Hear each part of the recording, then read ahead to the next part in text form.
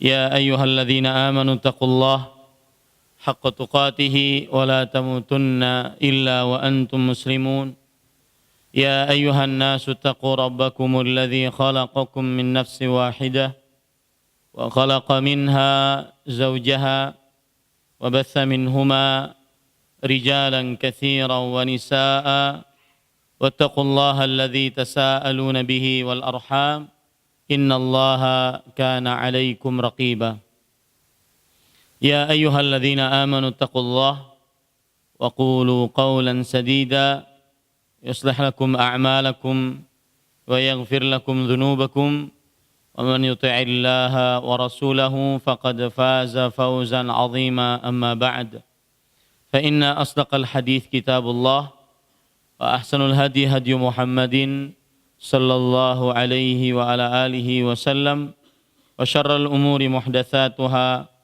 وكل محدثة بدعة وكل بدعة ضلالة وكل ضلالة في النار.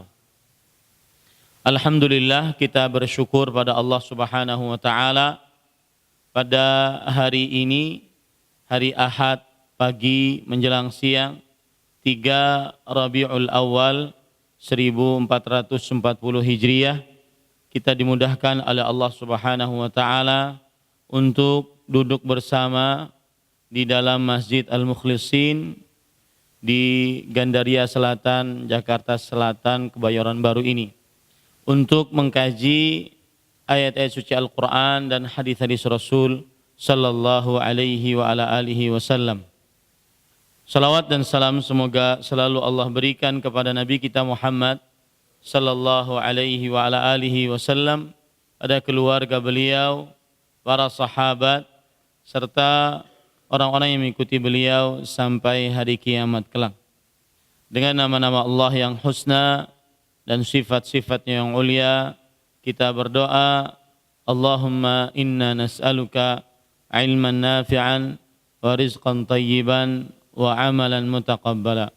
Allahumma anfa'na bima 'allamtana wa 'allimna ma yanfa'una wa zidna ilma. Allahumma inna na'udzubika min ilmin la yanfa' wa min qalbin la yakhsha' wa min nafsin la tashba' wa min du'ain la yusma'. Wahai Allah, sesungguhnya kami mohon kepada Engkau ilmu yang bermanfaat, rezeki yang baik, dan amal yang diterima. Wahai Allah, berikanlah manfaat dari ilmu yang Engkau ajarkan kepada kami, dan ajarkanlah kepada kami ilmu yang bermanfaat, dan tambahkanlah kepada kami ilmu. Wahai Allah, sesungguhnya kami berlindung denganmu dari ilmu yang tidak bermanfaat, berlindung denganmu dari hati yang tidak khusyuk, berlindung denganmu dari jiwa yang tidak pernah puas, dan kami berlindung denganmu dari ilmu yang tidak bermanfaat, dari doa yang tidak dikabulkan. Allahumma amin. Ahibati hafizakumullah, saudara-saudari yang saya cintai karena Allah, semoga Allah Subhanahu wa taala senantiasa selalu menjaga kita.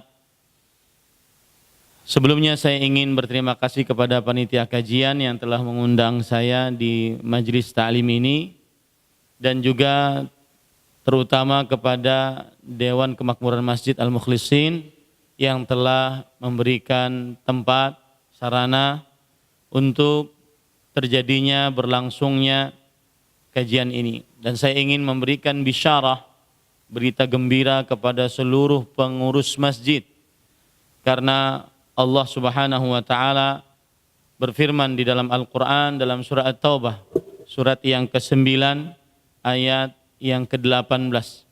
Innama ya'muru masajidallah man amana billahi wal yaumil akhir wa aqamas salah wa ataz zakah wa lam yakhsha illallah fa'asa ulaika an yakunu minal muhtadin. Sesungguhnya yang memakmurkan masjid-masjid Allah hanyalah orang-orang yang beriman dan beriman kepada Allah dan hari akhir, mendirikan salat, membayar zakat, dan tidak takut kecuali kepada Allah. Semoga mereka adalah orang-orang yang mendapat petunjuk. Dari ayat ini kita ambil pelajaran keutamaan menjadi Dewan Kemakmuran Masjid. Makanya namanya juga sesuai dengan apa yang disebutkan dalam Al-Quran. Innama ya'muru. Sesungguhnya yang memakmurkan masjid. Dewan Kemakmuran Masjid. Yaitu keutamaannya adalah minimal apabila dikumandangkan azan, kemudian segera untuk pergi ke masjid. Itu orang-orang, keutamaan dari orang-orang yang memakmurkan masjid. Mereka senantiasa sangat erat kaitannya dengan kehidupan masjid. Mereka lah yang membangunkan kaum muslimin untuk sholat, terutama sholat subuh dan juga sholat isya. Yang Rasul sallallahu alaihi wasallam bersabda, "Athqalus salawat 'alal munafiqin salatul atamah wa salatul fajr." Yang artinya sholat yang paling berat atas orang-orang munafik adalah sholat subuh dan sholat isya. Makanya Dewan Kemakmuran Masjid yang memakmurkan masjid banyak pahalanya. Karena mereka lah kaum muslimin akhirnya mengerjakan ibadah yang agung di dalam agama Islam. Rukun Islam yang kedua setelah 2 kalimat syahadat. Ibadah penentu dari seluruh amal ibadah, yaitu sholat. Rasulullah sallallahu alaihi wasallam bersabda, "Awwalu ma yuhasabu bihil abdu min amalihi salatuhu, fa idza saluhat faqad aflaha wa anjah." Di amalan yang paling pertama kali dihisab atas seorang hamba pada hari kiamat adalah salatnya. Jika salatnya baik, maka sungguh dia dan sukses. Wa idza fasadat faqad khaba wa khasir. Jika salatnya buruk, maka sungguh dia rugi dan sengsara. Karena Dewan Kemakmuran Masjidlah akhirnya terjadi sholat berjamaah. Akhirnya ada yang mengurus rumah-rumah Allah Subhanahu wa ta'ala. Makanya Allah menyebutkan pada ayat ini, hanya yang memakmurkan masjid hanyalah orang-orang beriman. Maka bersyukurlah, terutama kepada Dewan Kemakmuran Masjid tadi ketuanya, bersyukurlah, jangan mau diambil tugasnya oleh orang lain. Karena itu tanda cap dari Allah bahwa dia beriman kepada Allah dan hari akhir. Dan juga tanda bahwa orang-orang yang memakmurkan masjid adalah orang-orang yang diberi petunjuk oleh Allah Subhanahu wa ta'ala. Maka saya secara pribadi berterima kasih kepada Dewan Kemakmuran Masjid yang telah memberikan sarana kita untuk bisa mengadakan kajian Islam ilmiah pada pagi hari ini. Ahibati hafizakumullah, saudara-saudari yang saya cintai karena Allah, tema yang kita angkat pada kesempatan kali ini adalah mencintaimu karena Allah. Tema ini pesanan panitia.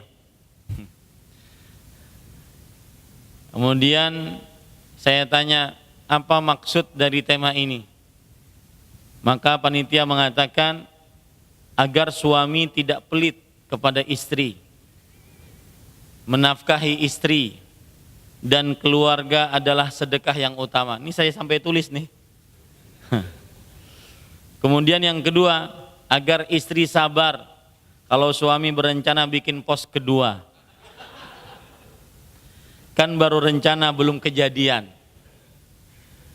Itu yang tertulis oleh panitia. Sebenarnya ahibati hafizakumullah, tema mencintaimu karena Allah ini maksudnya adalah di dalamnya nanti kita akan membicarakan tentang keutamaan saling mencintai karena Allah.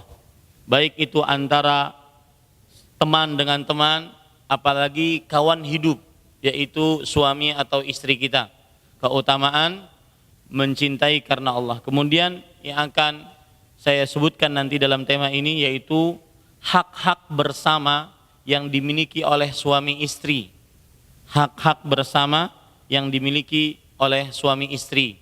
Sehingga pesanannya tercapaikan. Ya.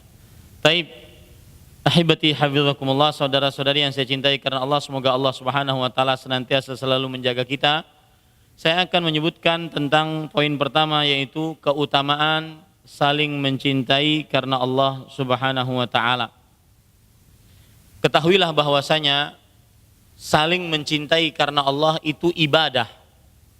Ibadah yang berkaitan dengan hati. Dan para ulama mengatakan, makanya tema ini penting. Saya mengiyakan tema ini. Jarang-jarang saya mengiyakan tema dari panitia. Biasanya saya memberi tema sendiri. Tema ini penting karena berkaitan dengan perkara penting, yaitu perkara amalan hati. Mencintai itu amalan hati. Dan para ulama mengatakan a'malul qulub hiyal asl. Seperti perkataan Syekhul Islam Ibnu Taimiyah rahimahullah, amalan-amalan hati dia adalah sumber dari amalan-amalan lainnya. Seseorang, saya beri contoh ya, seseorang, saya punya kawan pendakwah di Kalimantan Tengah. Beliau jika berdakwah, beliau melewati 8 gunung, baru sampai kepada tempat berdakwahnya. Baru sampai kepada tempat berdakwahnya. Di sana pun tidak kajian seperti ini. Yang beliau lakukan di sana adalah mengajari cuma Iqra. Iqra. Apa yang menyebabkan beliau bisa sesemangat itu? Sampai kadang-kadang kita menghina diri kita sendiri yang berdakwah naik mobil, naik pesawat. Sedangkan beliau berdakwah naik motor dalam keadaan belum diaspal jalannya. Apa yang menyebabkan beliau sesemangat itu berdakwah? Dan yang dihadapi bukan kajian Islam ilmiah seperti ini, yaitu berdakwahnya Iqra. Dan kemudian ada perkara yang menarik, ini kejadian nyata, masih hidup ustadznya. Ketika yang didakwahi adalah ibu-ibu, saudari-saudari muslimah, hanya ingin belajar Al-Quran. Setelah melakukan perjalanan selama 4 jam, hanya mengajari Iqra. Apa yang membuat beliau sesemangat itu? Apa yang mendorong beliau untuk mengerjakan itu? Dan yang lebih luar biasa lagi adalah ternyata saat asyik-asyik belajar Iqra, seorang ibu-ibu berkata, "Ustadz, mohon maaf, saya mau izin pulang." "Kenapa, Bu?" "Ada pelanggan." Apa maksud pelanggan? Ternyata dari sekian banyak yang hadir belajar Iqra bersama beliau, mereka adalah pekerja-pekerja seks komersial. Apa yang menyebabkan beliau bisa seperti itu, istiqamahnya sampai sekarang? Tidak ada lain kecuali amalan hati. Amalan hati mencintai Allah dan Rasulnya. Nah, inilah yang disebut oleh para ulama, sebagaimana sudah saya sebutkan tadi, a'malul qulub hiyal asl. Amalan hati itu adalah sumber dari amalan-amalan lainnya. Amalan hati, apabila seseorang cinta kepada Allah, dia akan bangun subuh. Apabila seseorang cinta kepada Allah, dia akan membaca firman-firman Allah Subhanahu wa taala sesempit apapun. Apabila seseorang cinta kepada Allah, dia akan pada waktu maghrib dia sholat tepat pada waktunya, tidak dijamak.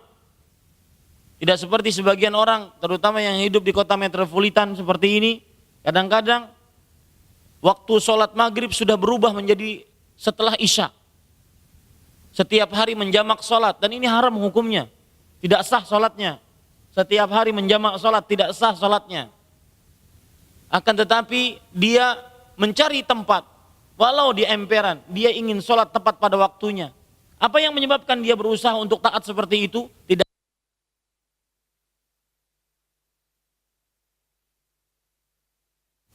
Syarat sholat yang paling ditekankan adalah waktu sholat. Tidak bisa diakhirkan waktu sholat.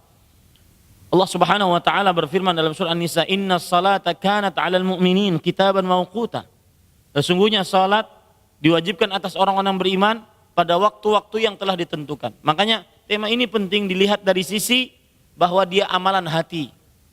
Mencintaimu karena Allah itu amalan hati. Yang dengan mencintai karena Allah, seseorang akan mendapatkan manisnya iman. seseorang akan mendapatkan manisnya iman. Seperti nanti permasalahan yang kita akan bicarakan. Orang istri sedih ketika suaminya sedih, padahal dia tidak tahu apa yang menyebabkan suaminya sedih. Seperti misalkan, nanti saya akan jelaskan lebih dalam lagi. Seperti misalkan seorang sahabat Nabi radhiyallahu anhu, Abdullah bin Rawahah. Beliau mengingat surat Maryam ayat 71 yang berbunyi wa imminkum illa wariduha kana ala rabbika hatman maqdiyya. Tidak ada di antara kalian wahai manusia kecuali akan menjalani sirat di hari kiamat. Sirat adalah jembatan yang dibentang di atas neraka jahanam. Berarti kita akan mendatangi neraka jahanam, melihatnya, mendatanginya. Kemudian pasti itu mendatanginya, tetapi tidak semua orang diselamatkan. Allah berfirman di dalam ayat yang selanjutnya, "Tsumma nunajjil ladzina taqaw wa nadharu adh-dhalimina fiha jithiyya." Kemudian kami selamatkan orang-orang yang bertakwa, hanya orang yang bertakwa. Mendatanginya pasti, tidak ada di antara kalian wahai manusia seluruhnya kecuali akan mendatangi sirat. Mendatanginya pasti, keluarnya tidak pasti. Nah, Abdullah bin Rawahah radhiyallahu anhu memikirkan ayat ini, beliau tidur di pangkuan istrinya. Tidur di pangkuan istrinya, kemudian beliau menangis. Kemudian istrinya melihat suaminya menangis, tanpa tahu sebab istrinya juga berusaha menangis. Sampai sang suami berkata, "Ma abkaiti?" Apa yang menyebabkan engkau menangis?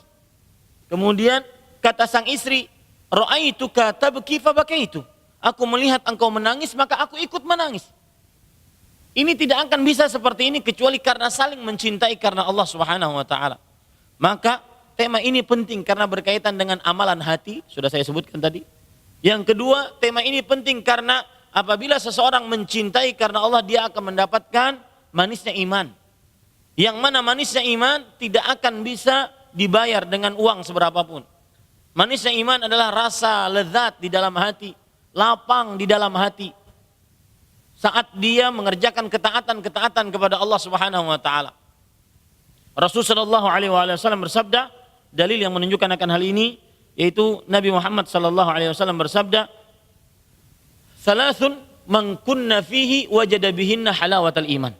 Yang artinya 3 perkara yang apabila seseorang menemui 3 perkara di dalam dirinya, maka dia akan mendapatkan manisnya iman. Yang pertama, 3 perkara ini, apabila ada salah satu dari 3 perkara ini di dalam dirinya, maka dia akan mendapati manisnya iman. Yang pertama, yaitu an yakunallahu wa rasuluhu ahabba ilaihi mimma siwahuma. Hendaknya Allah dan Rasulnya lebih ia cintai dibandingkan keduanya. 1. Apabila ada kepentingan duniawi di arah kanan kita, tetapi ada kepentingan ukhrawi di kiri kita, kita lebih mendahulukan ukhrawi, mendahulukan Allah dan Rasulnya, meskipun mungkin kita rugi dunianya, maka itu terdapat manisnya iman. Kita meninggalkan maksiat yang kita sanggup dan ada di hadapan kita, itu kita mendapatkan manisnya iman. Itu 1. Yang kedua, an yuhibbal mar'a la yuhibbuhu illa lillah. Seseorang mencintai orang lain, tidaklah dia mencintainya kecuali mencintainya karena Allah. Nanti saya akan jelaskan bagaimana mencintai karena Allah Subhanahu wa taala. Tidak ada komersil apapun yang dia inginkan dari hubungan tersebut. Saya mencintai si fulan, saya tidak dapat keuntungan dari mencintai dia. Dia mencintai saya tidak memberikan keuntungan apapun. Itu adalah orang akan mendapatkan manisnya iman seperti itu, yang tidak bisa dibayar dengan uang. Seseorang menelpon kawannya yang dia cintai karena Allah, hanya sekedar menginginkan tahu bagaimana keadaannya. Dia tidak ingin apa-apa. Seseorang berziarah, ya, dan biasanya perkawanan yang seperti ini awet. Biasanya perkawanan yang seperti ini dia awet. Kita nikahan di ujung Kalimantan. Si fulan dari Jakarta, teman kita karena Allah, tidak ada kepentingan apa-apa. Dia datang, beli tiket sendiri, nyewa hotel sendiri, hanya sekedar melihat kebahagiaan temannya menikah. Maka ini tidak bisa dibayar. Ini tidak bisa dibayar. Mencintai seseorang karena Allah Subhanahu wa taala. Termasuk di dalamnya si istri mencintai suaminya, suami mencintai istrinya. Ini termasuk Manisnya iman yang tidak bisa dibayar dengan uang. Yang ketiga, wa an yakraha an ya'uda fil kufri kama yakrahu an yuqdhafa finnar. Seseorang membenci untuk masuk lagi ke dalam kekufuran, untuk kembali kepada kemaksiatan, untuk kembali kepada kehidupan yang dulu kelam, jauh dari agama, sangat duniawi. Dia benci perbuatan tersebut meskipun teman-temannya mengajak, meskipun ada semacam iming-iming dunia dia dapatkan di situ, meskipun itu hobinya di situ, tetapi dia tidak ingin kembali kepada kegelapan masa lalu, kekufuran, kesyirikan, kebid'ahan, kemaksiatan. Meskipun enjoy dengan kawan-kawannya, dia tinggalkan itu. Sebagaimana dia membenci untuk diceburkan ke dalam api neraka. Saat dia meninggalkan maksiat, padahal ada kesempatan, mampu dia mengerjakannya, tidak ada yang menghalanginya, maka saat itu ada manisnya iman. Seperti Nabi Yusuf alaihissalam. Nabi Yusuf alaihissalam meninggalkan berzina dengan Zulaikha, istri gubernur Mesir. Ada kesempatan, beliau masih muda, beliau laki-laki, libidonya tinggi karena masih muda. Beliau budak, wajib taat kepada majikan. Zulaikha tuannya, wajib memerintahkan untuk berzina dengannya. Dia wanita, berdandan, cantik, ada kesempatan. Tetapi dia tinggalkan karena Allah, maka saat itu manisnya iman datang. Ada seorang pejabat misalkan, ini kalau saya tanda tangani, maka dia akan dapat untung, dapat korupsi, dapat wanita, dapat tahta. Saya pernah waktu itu diundang oleh seorang manajer dari perusahaan BUMN di Indonesia. Kemudian beliau bercerita, saya bertanya, Ustadz, Pak, model-model kayak Bapak begini banyak godaannya enggak Pak? 3 sekaligus Ustadz. Kalau tadi Ustadz mengatakan di dalam kajian ada 3 godaan, dari syahwat, tahta wanita, harta, 3 sekaligus ada di hadapan saya. Suatu saat saya makan, datang wanita dengan begitu seksinya, cantik banget, membawa segepok uang, kemudian menawarkan kertas, Pak tanda tangani. Kalau Bapak tanda tangani, naik Bapak jabatan, ini uang milik Bapak dan kita jalan-jalan. Maka saya katakan kepada Bapak tersebut, lalu Bapak bagaimana Pak? Bapak naik nggak syahwat melihat perempuan tersebut? Naik loh Ustaz, saya normal. Maka jawabannya beliau katakan, Alhamdulillah Ustaz, saya masih ingat Allah Subhanahu wa Ta'ala. Berat. Saat maksiat ada di depan, ada kesempatan, tidak ada yang melarang, tetapi dia lebih memilih takut kepada Allah. Persis seperti yang disebutkan dalam hadis riwayat Bukhari. 7 orang yang dinaungi oleh Allah Subhanahu wa Ta'ala nanti di hari kiamat. Salah satu dari 7 tersebut adalah rajulun da'athum ra'ah dzatu mansibin wa jamal. Seorang lelaki diajak oleh seorang perempuan untuk berzina. Yang mengajaknya perempuan. Perempuannya sangat cantik. Kemudian mempunyai kedudukan. Jadi dia tidak susah-susah. Nggak perlu sweet-sweet. Kemudian tidak takut kepada Satpol PP. Karena perempuannya mempunyai kedudukan. Ya. Maka pada saat itu dan perempuannya cantik. Tetapi dia mengatakan apa? Inni akhafullah. Aku takut kepada Allah Subhanahu wa Ta'ala. Ini manisnya iman. Makanya wajar dia mendapatkan naungan nanti di hari kiamat, yang pada hari itu tidak ada naungan kecuali naungannya Allah Subhanahu wa Ta'ala. Nah, ini 3 hal yang menunjukkan bahwasanya apabila orang memiliki salah satu dari 3 hal ini, dia akan mendapatkan manisnya iman. Yang berkaitan dengan tema kita ini yaitu poin yang kedua, mencintai seorang karena Allah Subhanahu wa Ta'ala. Maka tema ini sangat penting. Orang akan mendapatkan rasa manisnya iman yang tidak bisa dibayar dengan uang, manisnya iman, kelapangan dada, saat dia mendapatkan poin kedua ini di dalam dirinya. Mencintai seseorang, tidaklah dia cintai kecuali hanya karena Allah. Tidak seperti misalkan lobby-lobby di lapangan golf. Enggak. Saya pernah ikut Pak, kawan yang seperti itu. Suatu saat saya diajak ke hotel, kawan dekat saya. Ustadz, kita duduk-duduk sebentar ya, sebentar aja, ini ada kawan duduk sebentar cuma membicarakan 5 menit masalah perusahaan, nego atau tidak jadi nego. Sedangkan yang lainnya berbicara tentang Mekah, Madinah, karena waktu itu ada saya, maka membicarakan Mekah, Madinah. Lihat, Bapak Ibu saudara-saudari, kadang-kadang hubungan-hubungan seperti itu tidak akan awet. Tidak akan awet, karena dia saling mengambil keuntungan. Apa yang saya dapat dari dia, terutama dalam perkara duniawi, maka saya akan berteman dengannya. Kalau saya tidak dapat dari dia perkara duniawi, saya tidak akan mau berteman dengannya. Ini tidak akan awet. Ambil kaidah dalam agama. Maka nalillahi yabqa. Sesuatu yang karena Allah dia yang akan kekal. Itu perkataan Abdullah bin Abbas, perkataan Imam Malik ketika membuat kitab Muwatta Malik. Kitab Muwatta adalah kitab hadis yang di zamannya banyak kitab Muwatta Malik. Kitab Muwatta, kitab hadis. Lalu Imam Malik rahimahullah ditanya, untuk apa engkau menulis kitab hadis? Semuanya kitab Muwatta sudah banyak. Maka Imam Malik rahimahullah menjawab, maka nalillahi yabqa. Sesuatu yang karena Allah dia yang akan kekal. Al-Hafidh Ibnu Hajar ketika menulis syarah Sahih Bukhari. Syarah Sahih Bukhari banyak. Ya. Syarah Sahih Bukhari banyak. Kemudian beliau dicela, untuk apa engkau menulis Fathul Bari? Syarah Sahih Bukhari. Semuanya sudah banyak. Artinya kerjaannya 2 kali ngapain? Maka beliau mengatakan, maka nalillahi yabqa. Sesuatu yang karena Allah, itulah yang akan kekal. Begitulah hubungan suami istri.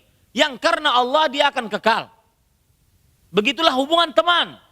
Yang karena Allah akan kekal. Adapun saling menguntungkan, mengambil keuntungan duniawi, maka ini tidak akan berlaku lama. Nah, ini 2 poin. Ahibati hafizakumullah ta'ala. Kenapa tema ini kita angkat? Ya, kenapa tema ini kita angkat? Poin yang ketiga, kenapa tema ini kita angkat? Karena poin ini berkaitan dengan hubungan sosial. Di dalam agama Islam yang sempurna ini, perkara yang penting bukan hanya perkara akidah. Akidah sangat penting, dia dasar dalam sebuah amalan. Kalau akidahnya rusak, maka semua amalan akan rusak. Islam, agama yang sempurna bukan hanya mengatur akidah, bukan hanya mengatur ibadah. Tetapi Islam juga mengatur adab dan muamalah. Disiplin ilmu dalam agama Islam kan 4. Lihat saja antum kalau para ustadz, kiai, habib, siapapun ceramah tidak lepas dari 4 perkara. Yang berkaitan dengan akidah, atau berkaitan dengan ibadah, atau berkaitan dengan adab, atau berkaitan dengan muamalat. Tema yang kita angkat ini, mencintaimu karena Allah, ada kaitannya dengan adab dan muamalat. Dan perkara yang berkaitan dengan muamalat, hubungan sosial antar sesama manusia sangat penting. Kenapa? Karena di hari kiamat kelak,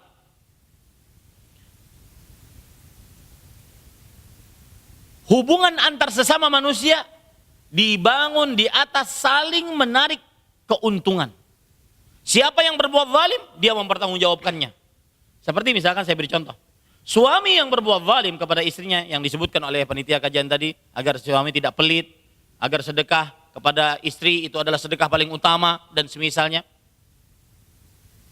Suami yang berbuat zalim terhadap istrinya, pemimpin yang berbuat zalim terhadap istrinya, dia akan dimintai pertanggungjawaban nanti di hari kiamat oleh Allah Subhanahu wa taala. Karena kenapa? Karena ada urusannya dengan hubungan manusia. Para ulama mempunyai kaidah huququl adamiyyin mabniyatun 'alal musyahah. Hak antar sesama manusia nanti di hari kiamat dibangun di atas saling meminta, saling menagih. Engkau wahai suami, kata istri nanti, didatangkan nanti suami istri di hadapan Allah Subhanahu wa taala. Ya Allah, ini suami zalim, tidak menafkahi saya, berbuat kasar terhadap saya, tidak mendidik saya agama. Akan dimintai pertanggungjawaban. Bukankah Rasulullah SAW bersabda dalam hadis riwayat Imam Bukhari, ar-rajulu ra'in ala ahli baitih wa huwa mas'ulun anhum. Seorang lelaki pemimpin atas rumah tangganya dan dia penanggung jawab atas istri dan anak-anaknya. Begitu juga istri akan didatangkan nanti untuk kepentingan suaminya. Kalau seandainya istrinya tidak melayani suaminya, tidak mengurus suaminya, sering keluyuran, ya, kemudian banyak reuni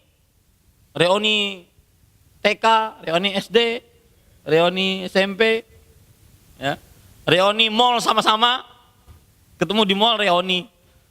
Maka haibati hafizakumullah, ini nanti akan dimintai pertanggungjawaban oleh Allah Subhanahu wa taala. Maka hati-hati.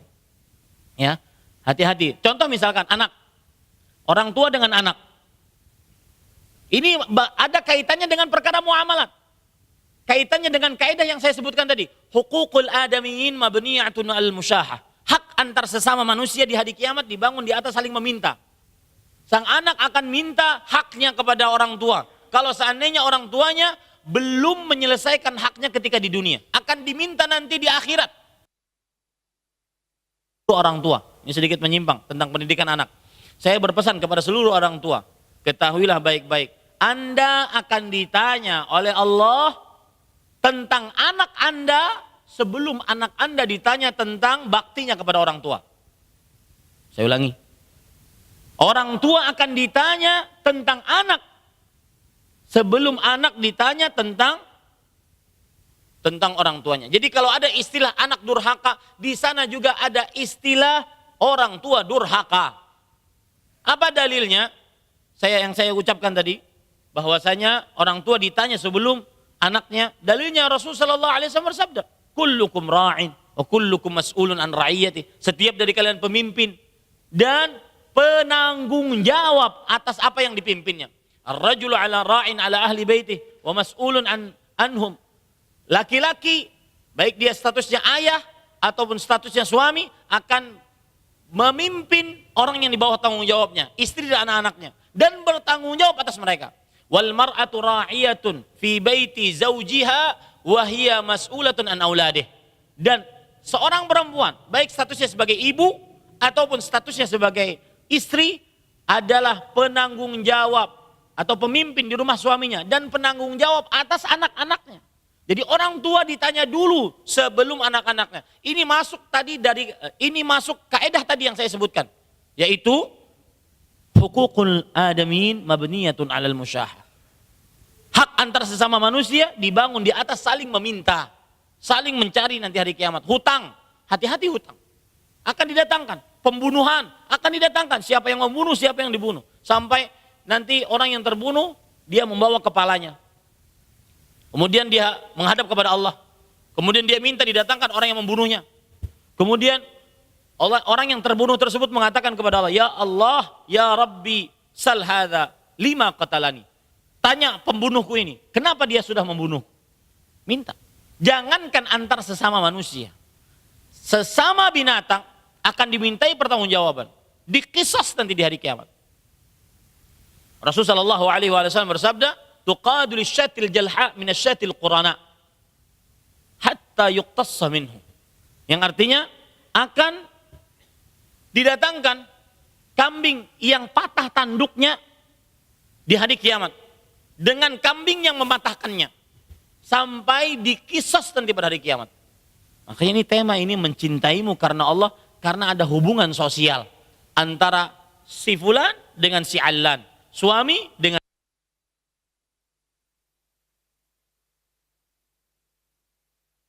ibu di dunia, ahli sholat sunnah, sholat tahajud, sholat duha, sholat witir, nggak pernah ketinggalan. Ada juga ahli puasa sunnah, Senin Kemis, bahkan ada yang banyak yang mengerjakan puasa Daud, banyak yang mengerjakan puasa 13, 14, 15. Ahli baca Quran, hafal Quran, akan tetapi di hari kiamat pahalanya berkurang. Pahalanya diambil, pahalanya ditransfer. Gara-gara apa? Tadi hak antar sesama manusia di hari kiamat dibangun di atas saling meminta. Istri mungkin menagih haknya dari suaminya, suami menagih hak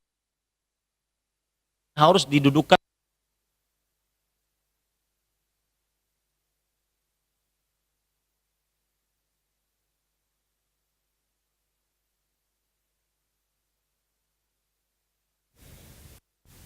Ya.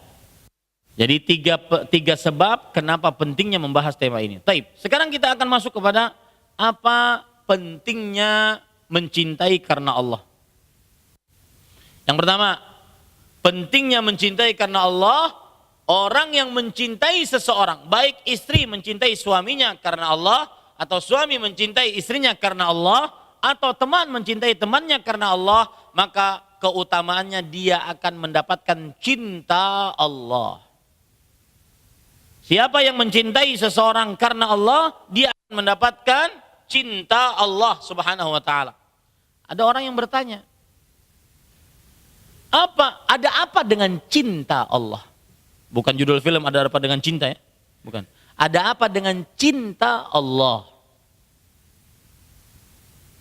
Satu saja hadis yang ingin saya sebutkan. Kalau Allah mencintai orang tersebut, maka kata Rasulullah sallallahu alaihi wasallam, lan yalijin nar rajulun ahabbahullah. Tidak akan pernah, di situ never, artinya kalau dalam bahasa Arabnya tidak pernah sama sekali. Kalau dalam bahasa nahwunya itu harfuna fi ta'bid. Peniadaan untuk selama-lamanya. Tidak akan pernah orang yang dicintai oleh Allah terperosok ke dalam neraka. Ini indahnya mencintai karena Allah. Orang yang mencintai seseorang karena Allah, dia akan dicintai oleh Allah. Ada apa dengan cinta Allah? Dijamin tidak akan pernah tersentuh api neraka. Itulah cinta Allah Subhanahu wa taala. Lihat hadis yang diriwayatkan oleh Imam Muslim dari Abu Hurairah radhiyallahu an.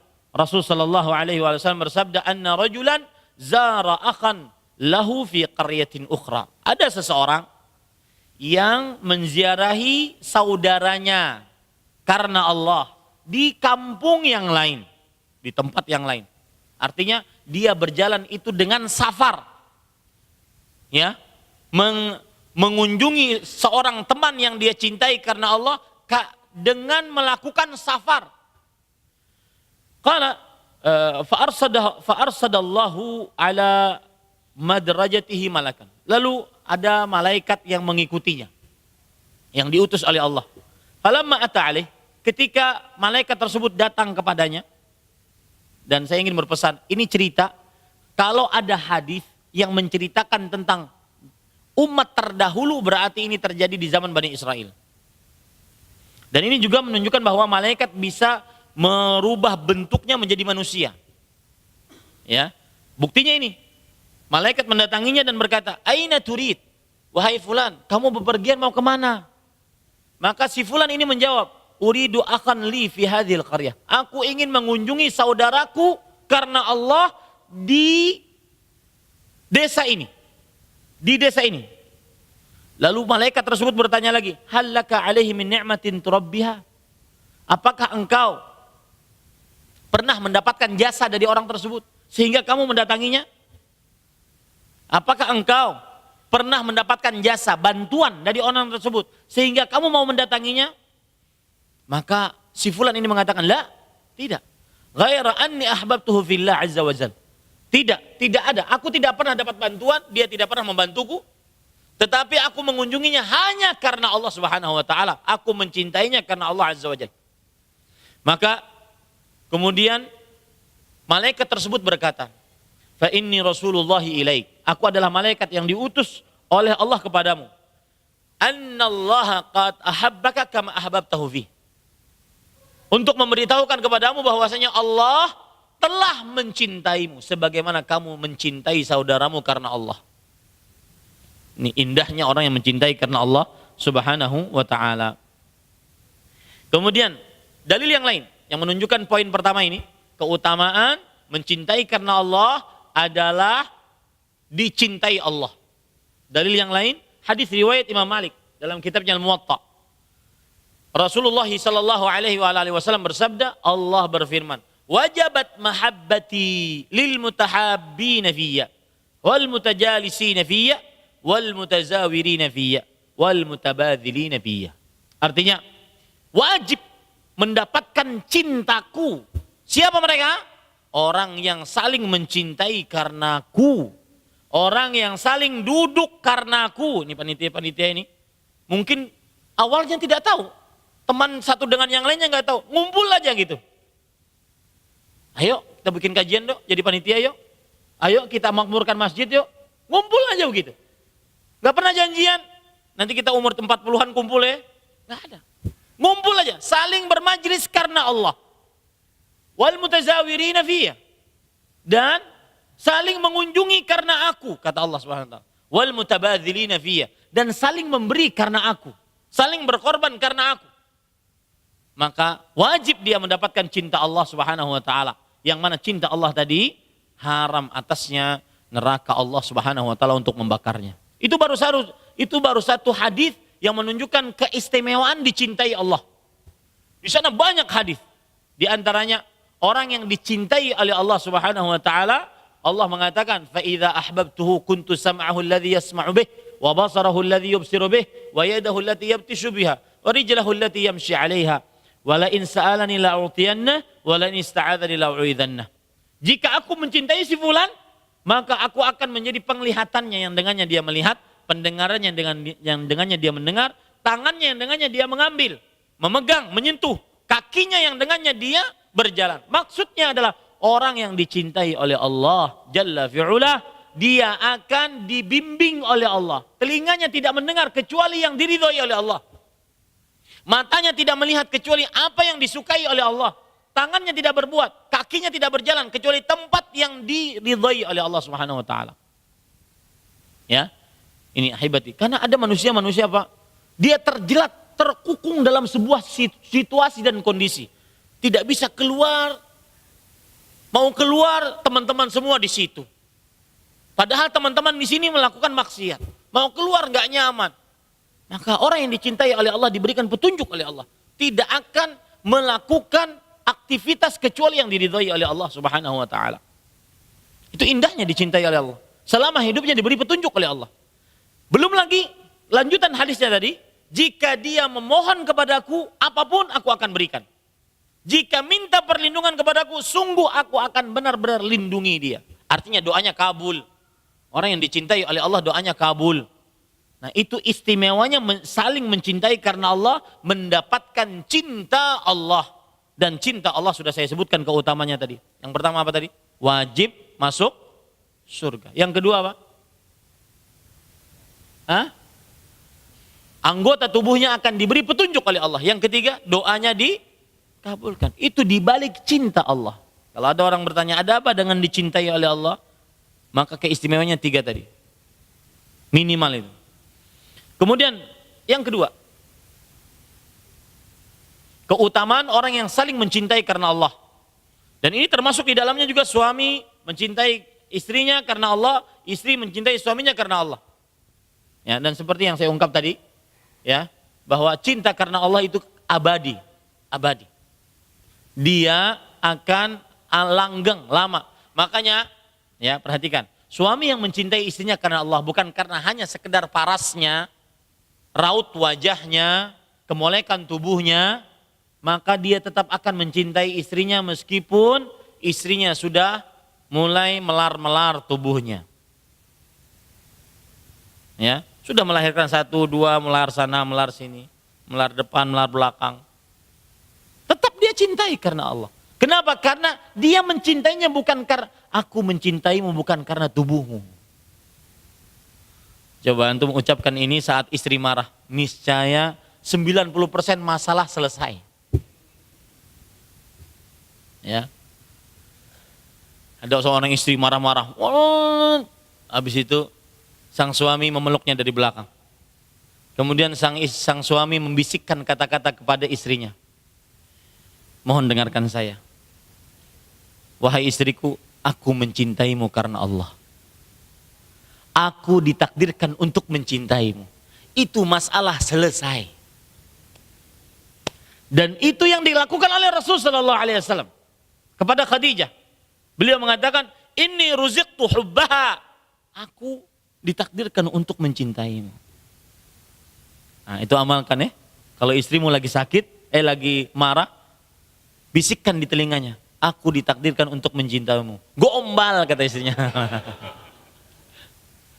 Kemudian juga gini, bismillah. Ada pesan, baik suami ataupun istri. Ketika misalkan begini, kita sudah kajian tadi ya. Kajian. Ini kajian. Kemudian tadi ada ilmu.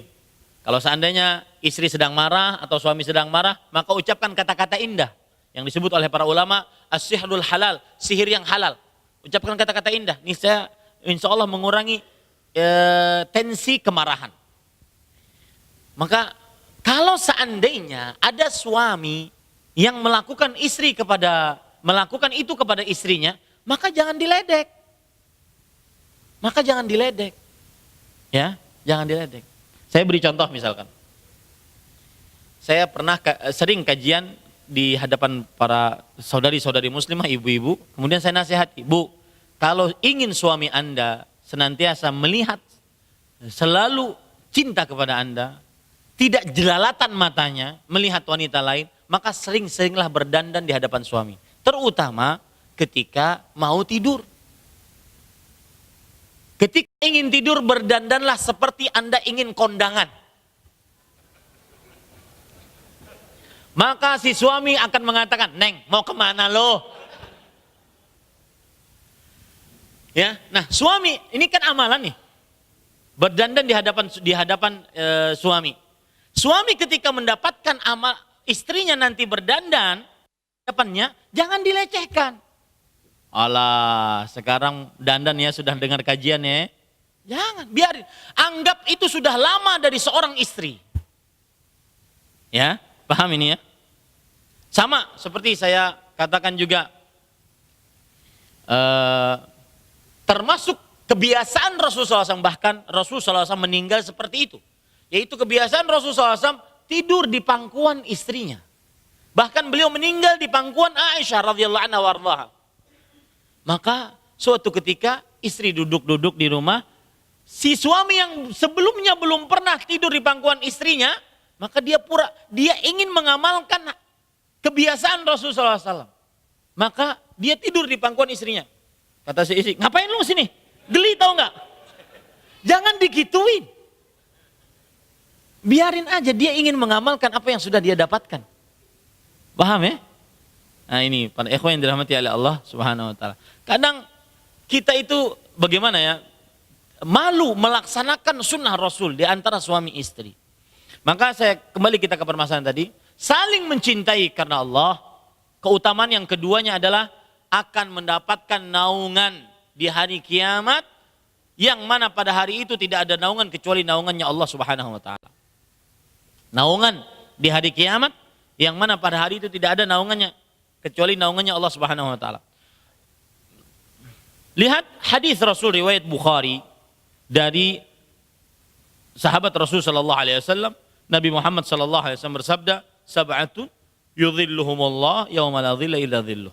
7 orang yang dinaungi oleh Allah, yang pada hari itu tidak ada naungan kecuali naungannya Allah Subhanahu wa taala.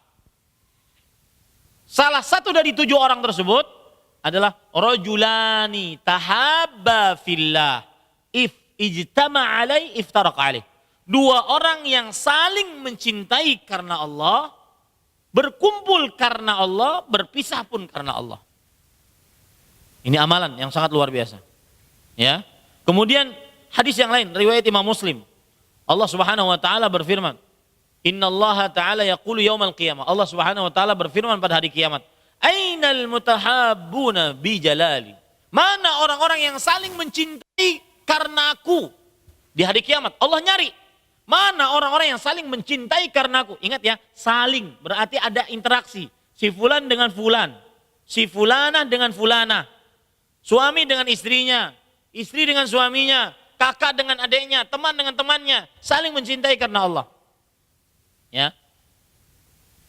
Tetapi ingat, ini saya ingin mengingatkan, jangan sampai diartikan ini orang pacaran saling mencintai karena Allah. Enggak boleh, ini haram. Ini bukan karena Allah, tetapi ini karena kemurkaan Allah. Ya. Dan terutama para anak-anak muda, laki-laki, bahkan orang-orang tua, bahkan yang sudah beristri, hati-hati dengan godaan wanita. Godaan wanita, godaan paling berbahaya. Kamu tidak akan kuat. Yang kuat hanya Nabi Yusuf. Meskipun dia ustadznya para ustadz, nggak akan kuat dengan godaan perempuan. Ya, ambil ini pesan dari saya, dari hati yang paling dalam. Nggak akan kuat. Ini ahibati hafizakumullah. Makanya kalau saya termasuk seorang yang aktif di media sosial.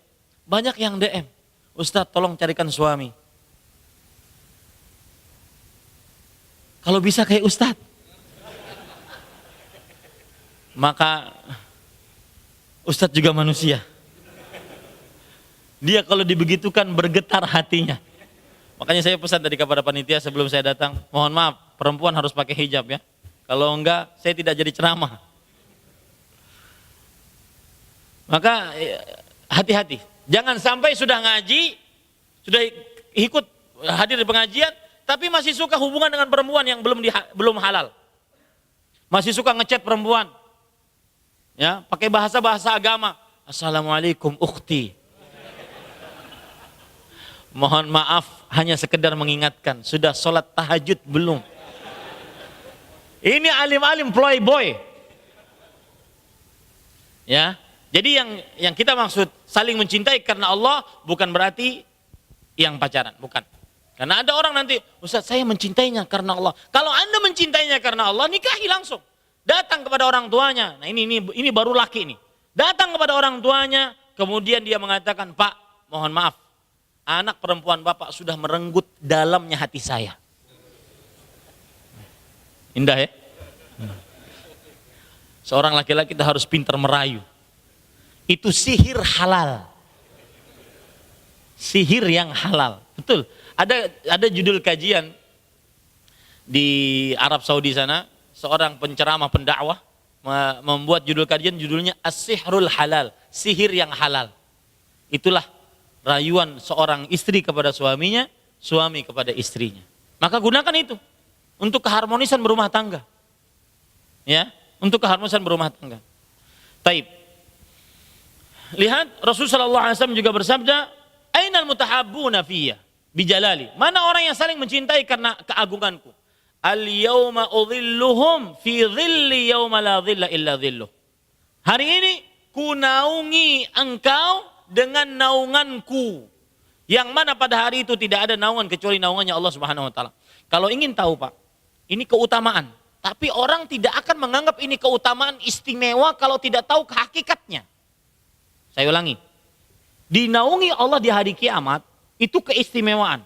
Tapi seseorang tidak akan menganggap itu istimewa kalau tidak tahu hakikat hari kiamat. Di hari kiamat Allah mengganti bumi dengan bumi. Allah hancurkan bumi ini sehingga rata serata-ratanya. Tidak ada satu bahkan lidi pun yang menancap. Rata serata-ratanya. Artinya tidak ada yang bisa dijadikan naungan. Kemudian itu satu. Yang kedua, tudna syams hatta yakunu qadruha baina mil. Didekatkan hari kiamat, didekatkan matahari sampai jarak antara seseorang dengan matahari hanya 1 mil. 1 mil kalau ukuran sekarang 1,6 kilometer. Dekat sekali. Kita sekarang, Anda berdiri di tengah jalan, tidak ada yang menghalangi Anda. Jarak matahari miliaran juta kilometer. Itu sangat panas. Bagaimana 1 mil? Dalam keadaan kita tidak membawa apa-apa. Rasulullah SAW bersabda, "Yuhsyarun nasu yaumal qiyamah hufatan, uratan, burlan, buhman." Manusia akan dikumpulkan nanti pada hari kiamat dalam keadaan tidak memakai alas kaki. Tidak terkhitan. Telanjang, tidak memakai satu helai benang pun. Tidak membawa apa-apa. Buhman dalam riwayat Imam Ahmad. Tidak membawa apa-apa. Saya dulu masih ingat hajian tahun 2001, haji pertama saya. Itu masih di depan jamarat melontar. Itu kita bisa masih meletakkan tenda-tenda kecil. Sekarang sudah tidak bisa lagi. Tenda-tenda kecil. Untuk apa? Untuk bernaung dari panasnya matahari. Sering sekali saya kalau lewat di situ, saya ingat tentang padang mahsyar. Berat padang mahsyar para ikhwah. Dan orang kalau sudah memikirkan kehidupan setelah kematian, niscaya perkara-perkara dunia kecil. Yang paling penting bagaimana kita selamat setelah kehidupan, setelah kematian. Maka saya berpesan kalau Anda sedang resah, gelisah, terutama dengan perkara-perkara dunia, ingat mati. Ingatlah mati. Niscaya akan lapang dada. Itu hadis Rasul. Yang sedang resah, gelisah, maka ingat mati. Lihat, kemudian setelah itu dalam keadaan seperti itu, tidak memakai alas kaki, telanjang, tidak terkhitan, tidak membawa apa-apa. Ternyata ada orang saking dekatnya matahari, maka ada orang yang keringatnya sampai kedua mata kaki, keringatnya sampai lutut, keringatnya sampai pinggang, dia kelelep dengan keringatnya. Ustaz, gimana itu terjadi? Allahu a'lam. Innallaha ala kulli syai'in qadir. Allah Maha Kuasa atas segala sesuatu. Dalam keadaan seperti itu panasnya, tidak ada yang bisa bernaung sedikit pun, semuanya dikumpulkan, tidak ada yang tersisa. Ada orang-orang dengan enaknya mendapatkan naungan di hari kiamat. Kita Pak, jangankan di akhirat, di dunia saja, kita eksklusif. Ada prioritas. Saya saking seringnya naik pesawat dalam sebuah maskapai, saya mendapatkan kartu prioritas. Dapat lounge, dapat ini, dapat itu. Itu enak, itu di dunia. Bagaimana di akhirat? Orang yang diprioritaskan itu istimewa di hadapan Allah. Itulah pentingnya naungan pada hari kiamat. Karena sebagian orang menganggap naungan aja ngapain juga. Dia menganggap seperti payung di dunia. Dia menganggap seperti tenda di dunia. Nggak ada sesuatu yang istimewa. Tetapi ketika kita mengetahui hakikatnya, maka pada saat itu kita akan benar-benar berharap pahala itu. Maka kita akan mencari apa sih amalan yang mendapatkan itu. Yaitu diantaranya adalah saling mencintai karena Allah Subhanahu wa ta'ala. Kemudian keutamaan yang ketiga, saling mencintai karena Allah Subhanahu wa ta'ala adalah penyebab paling besar masuk surga. Orang yang mencintai karena Allah, maka dia salah satu penyebab terbesar masuk surga. Amalan penyebab terbesar masuk surga. Dalam hadis riwayat Imam Muslim, Rasulullah sallallahu alaihi wasallam bersabda, "La tadkhulunal jannah hatta tu'minu wa la tu'minu hatta tahabbu." Kalian tidak akan masuk surga sampai kalian beriman. Dan kalian tidak beriman sampai kalian saling mencintai karena Allah. Ini menunjukkan bahwa keutamaan ketiga saling mencintai karena Allah adalah orang yang mencintai karena Allah, itu tanda yang sangat signifikan dari imannya.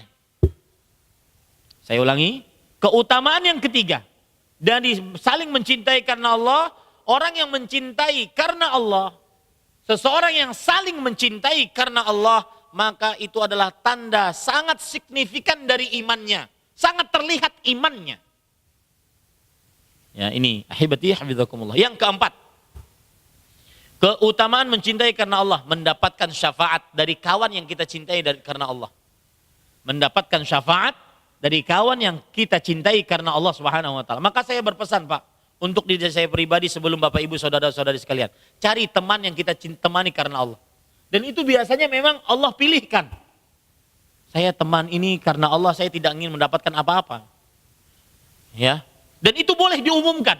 Seperti sekarang saya mengumumkan di majlis ini, teman yang saya cintai karena Allah Subhanahu wa taala, dan semoga juga beliau mencintai saya karena Allah, Al-Ustadz Al-Fadhil Abu Abdul Muhsin Firanda Andirja hafizahullah.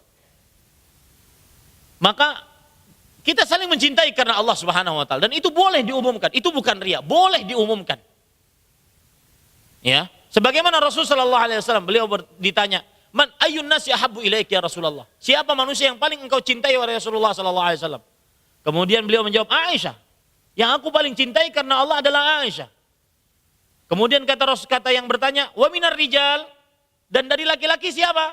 Abu Bakar As-Siddiq radhiyallahu an. Ini boleh, ya, mengumumkan orang yang dicintai karena Allah Subhanahu wa taala. Maka saya berpesan. Tadi kita sebutkan poin keempat, keutamaan orang yang saling mencintai karena Allah, dia teman yang kita cintai karena Allah bisa menjadi pemberi syafaat nanti pada hari kiamat. Apa maksudnya? Syafaat itu mekanismenya kan tuh begini, Pak. Ini Allah di atas, ini Rasulullah, ini umatnya. Syafaat Rasulullah berarti Rasulullah datang kepada Allah, meminta kepada Allah agar orang ini diampuni. Itu namanya syafaat Rasulullah. Seperti misalkan juga hadis, as-siyam wal Qur'an yashfa'ani yaumal qiyamah. Puasa dan pembacaan Al-Quran akan memberikan syafaat nanti pada hari kiamat. Sama itu mekanismenya. Bacaan Quran kita atau puasa kita akan menghadap kepada Allah. Kemudian dia akan minta kepada Allah agar orang ini diampuni. Yang berpuasa tadi diampuni, yang baca Quran tadi diampuni.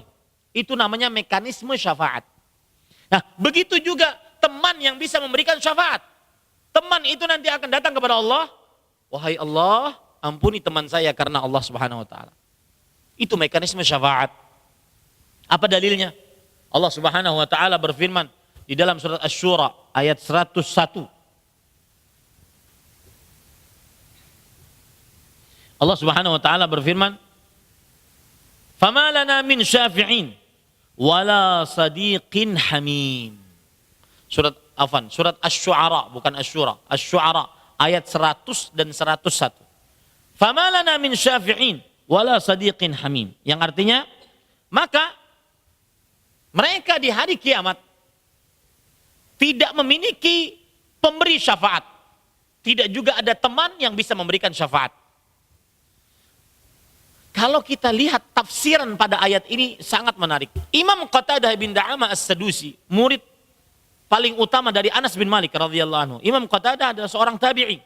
Beliau mengatakan, "Ya'lamuna wallah." Demi Allah, orang-orang kafir di hari kiamat sangat mengetahui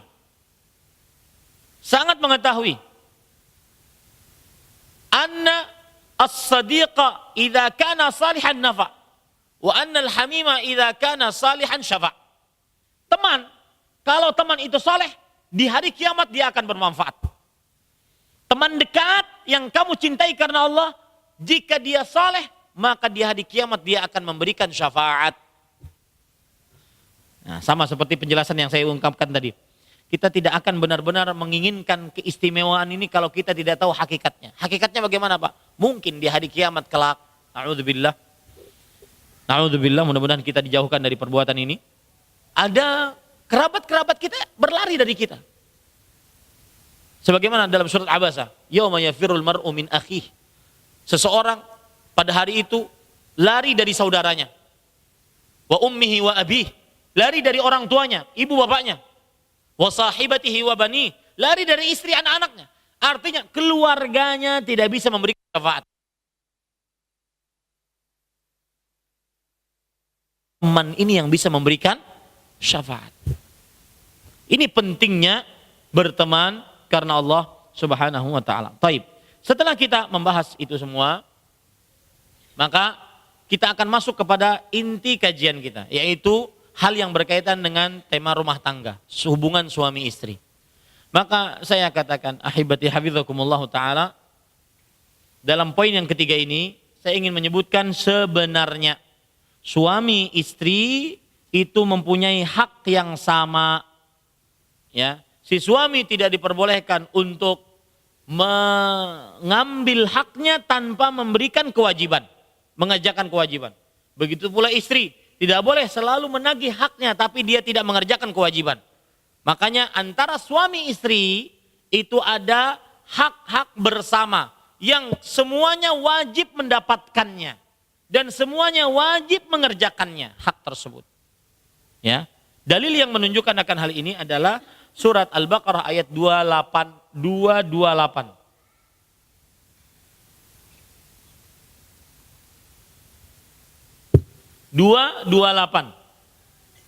Allah berfirman, walahunna mithlul ladzi 'alaihinna bil ma'ruf.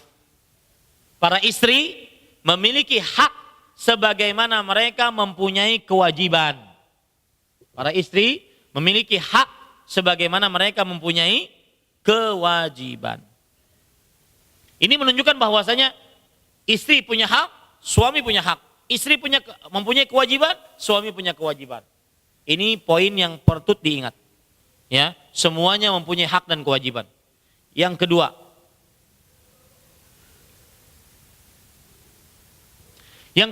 adalah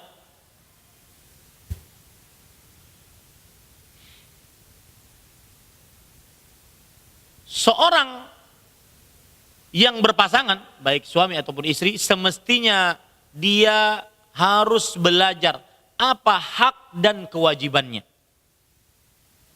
Seorang, terutama ini anak-anak muda yang belum menikah, ya, pelajari hak Anda sebagai suami apa, kewajiban Anda sebagai suami apa.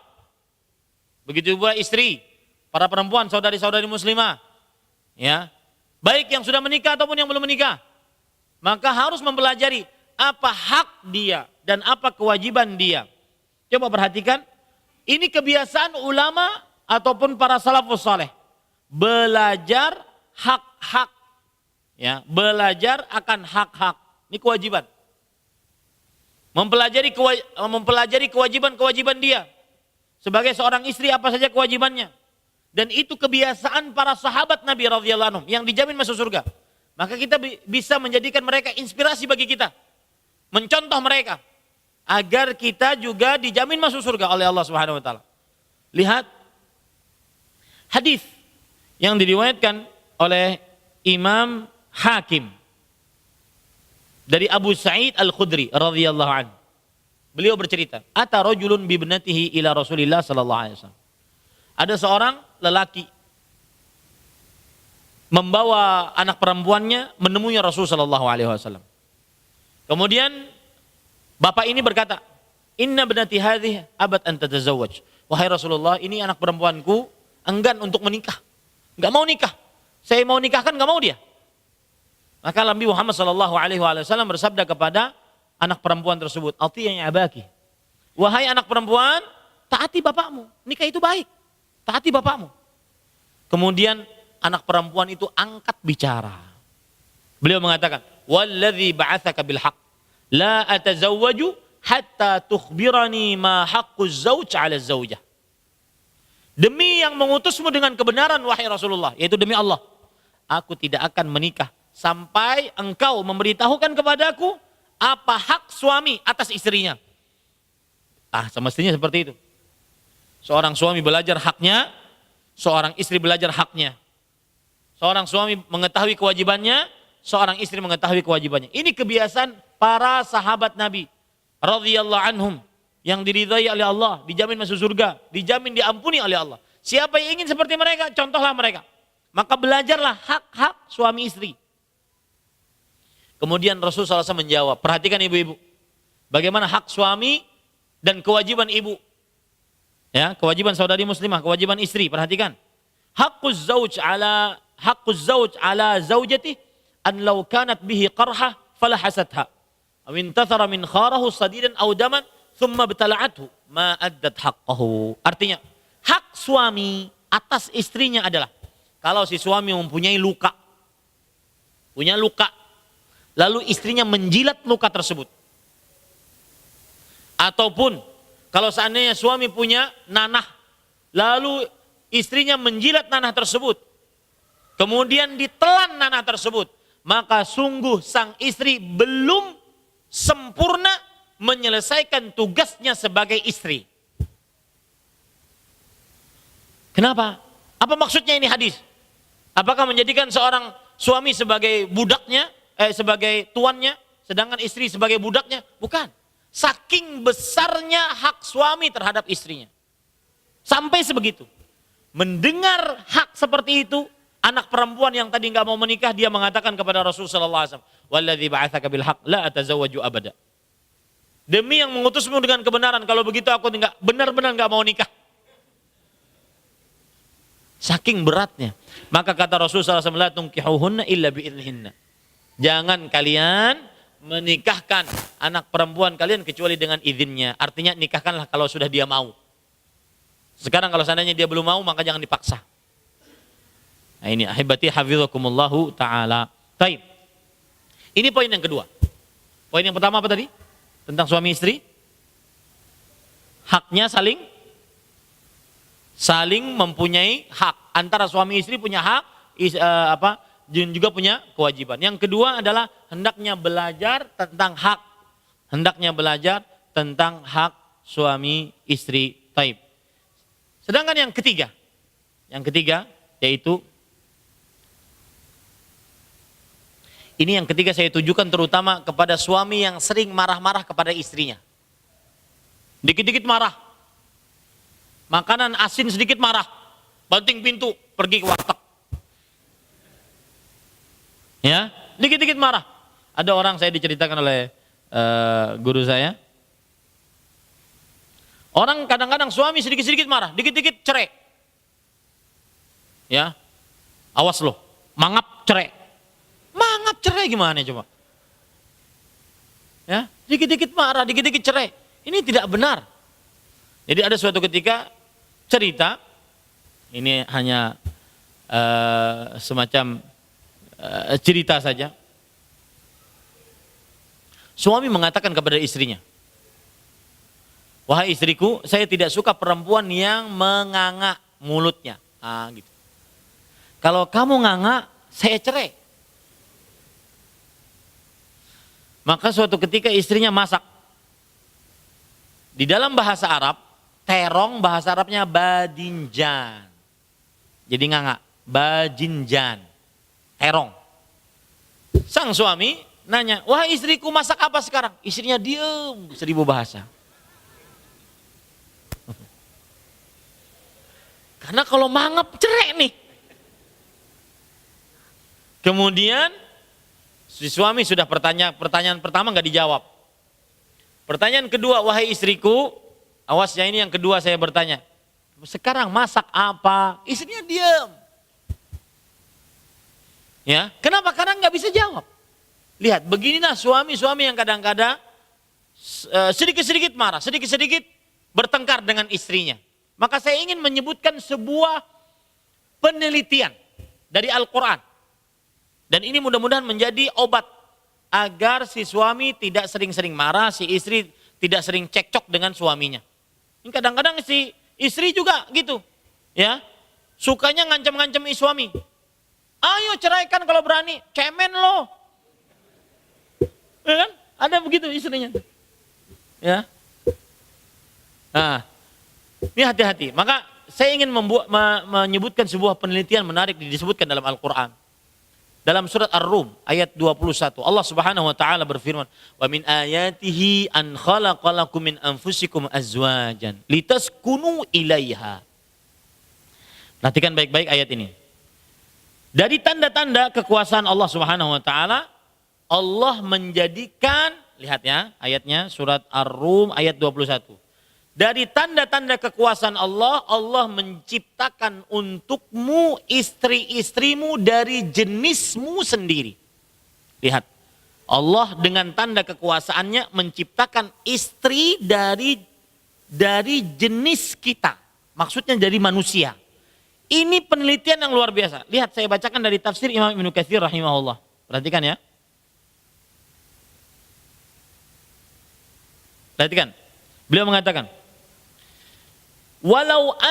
kata beliau, yang dimaksud bahwa Allah menciptakan bagi suami istri-istri dari diri kalian, yakni bidzalika Hawa. Yang dimaksud itu adalah Hawa. Hawa diciptakan oleh Allah dari tulang Adam min dhila'ihil aqsar al-aisar. Allah menciptakan Hawa, Hawa, ya. Allah menciptakan Hawa dari tulang sulbi Nabi Adam yang paling pendek dan paling kiri. Paling pendek kiri. Artinya Hawa diciptakan dari tubuhnya dari jenis manusia. Dari jenis, perhatikan.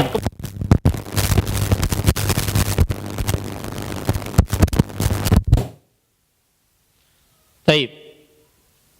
Walau annahu ja'ala bani Adam kullahum dzukuran. Kalau seandainya, ini perhatikan. Kalau seandainya Allah menjadikan seluruh anak manusia lelaki semuanya. Lelaki semuanya. Seluruh anak Adam, keturunan Adam semuanya laki-laki. Wa ja'ala inathahum min jinsin akhar min ghairihim. Imma min janin aw hayawanin lama hasala hadzal i'tilaf bainahu wa bainal azwaj. Dan Allah menjadikan jenis perempuannya dari jenis makhluk lain. Baik itu dari jin atau hewan. Maka tidak akan terjadi saling kasih mengasihi. Tidak akan terjadi keeratan. Apa maksudnya? Termasuk nikmat Allah terhadap manusia adalah Allah menjadikan istri kita dari jenis kita manusia. Coba kalau istri kita dari jenis jin. Ente mau meluk, hilang dia ke sana. Susah.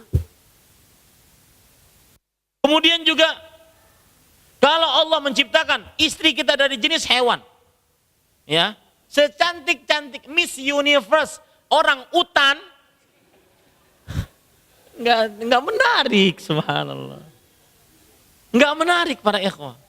Ya, maka saya berpesan, nah ini yang ingin saya tuju. Saya berpesan, kalau seandainya antara suami istri sering bertengkar, jangan-jangan salah satu dari mereka bukan dari jenis manusia. Paham maksud saya?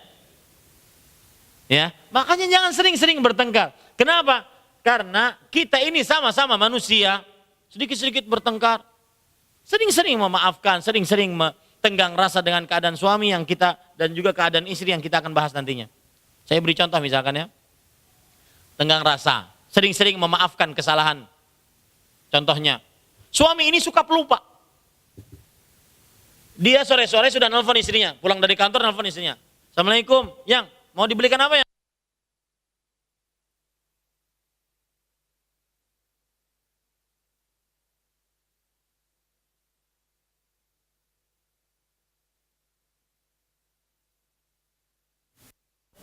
Kemudian dia pulang. Istri sudah nunggu nih. Martabak, martabak, martabak, martabak. Nih yang pas dibuka, kok nasi goreng bang? Saya kan pesan martabak.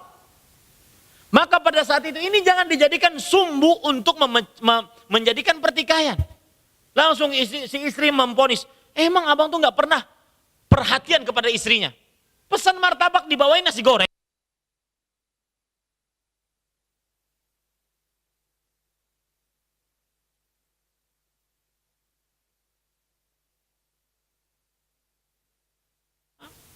Sama seperti kadang-kadang perempuan. Saya tidak menghina itu, tapi kejadian dengan kasat mata saya lihat beberapa kali. Saya asalnya nggak percaya. Sen kanan belok kiri sampai saya itu dengan istri saya di samping, ya. Tuh lihat coba, sen kanan belok kiri. Saya tanya, apa sih sebabnya yang? Mungkin lagi banyak pikiran katanya. Ya, maka pada saat itu dimaklumi, dimaafkan. Perkara-perkara yang bukan prinsipil, perkara-perkara yang tidak berkaitan dengan akidah, ibadah. Ya, maka saya sekali lagi saya katakan bahwasanya ini poin yang ketiga. Orang suami istri yang sering tengkar, jangan-jangan itu salah satunya bukan manusia. Entah jin ataupun binatang. Karena kalau sama-sama manusia, Allah mengatakan, litaskunu ilaiha, agar kalian tenang dengannya. Ya, semestinya sesama manusia seperti itu, tenang, bisa bercanda, bisa merasakan indahnya hidup, mempunyai kawan hidup dan semisalnya. Maka hati-hati nih, rubah suami-suami yang sedikit-sedikit temperamental, suami-suami yang sedikit-sedikit cerai, rubah ya. Ini kadang-kadang kalau ada orang bertanya, Ustadz, saya sudah mencerai istri saya sekarang sudah bertobat Ustadz, saya ngaku salah, gimana? Ya sudah, jatuh talak.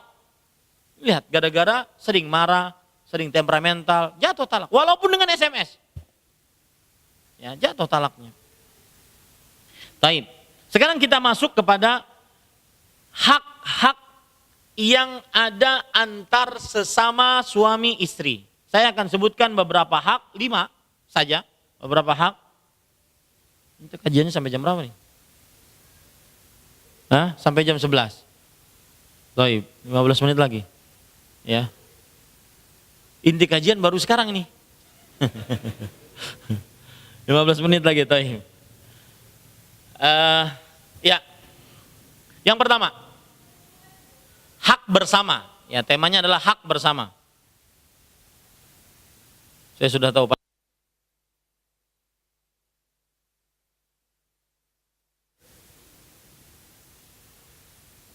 Perhatikan baik-baik Bapak Ibu saudara-saudari yang dimuliakan oleh Allah Subhanahu wa taala. Hak bersama. Yang pertama, sering-sering memaafkan kesalahan pasangan. Sering-sering memaafkan kesalahan pasangan. Kenapa? Karena istri kita yang tidak pernah salah. Kita ini manusia yang sering salah. Rasulullah SAW bersabda dalam hadis riwayat Imam Tirmidzi, kullu bani adama khata' wa khairul khata'ina tawwabun. Sebaik-baik adalah orang yang selalu melakukan.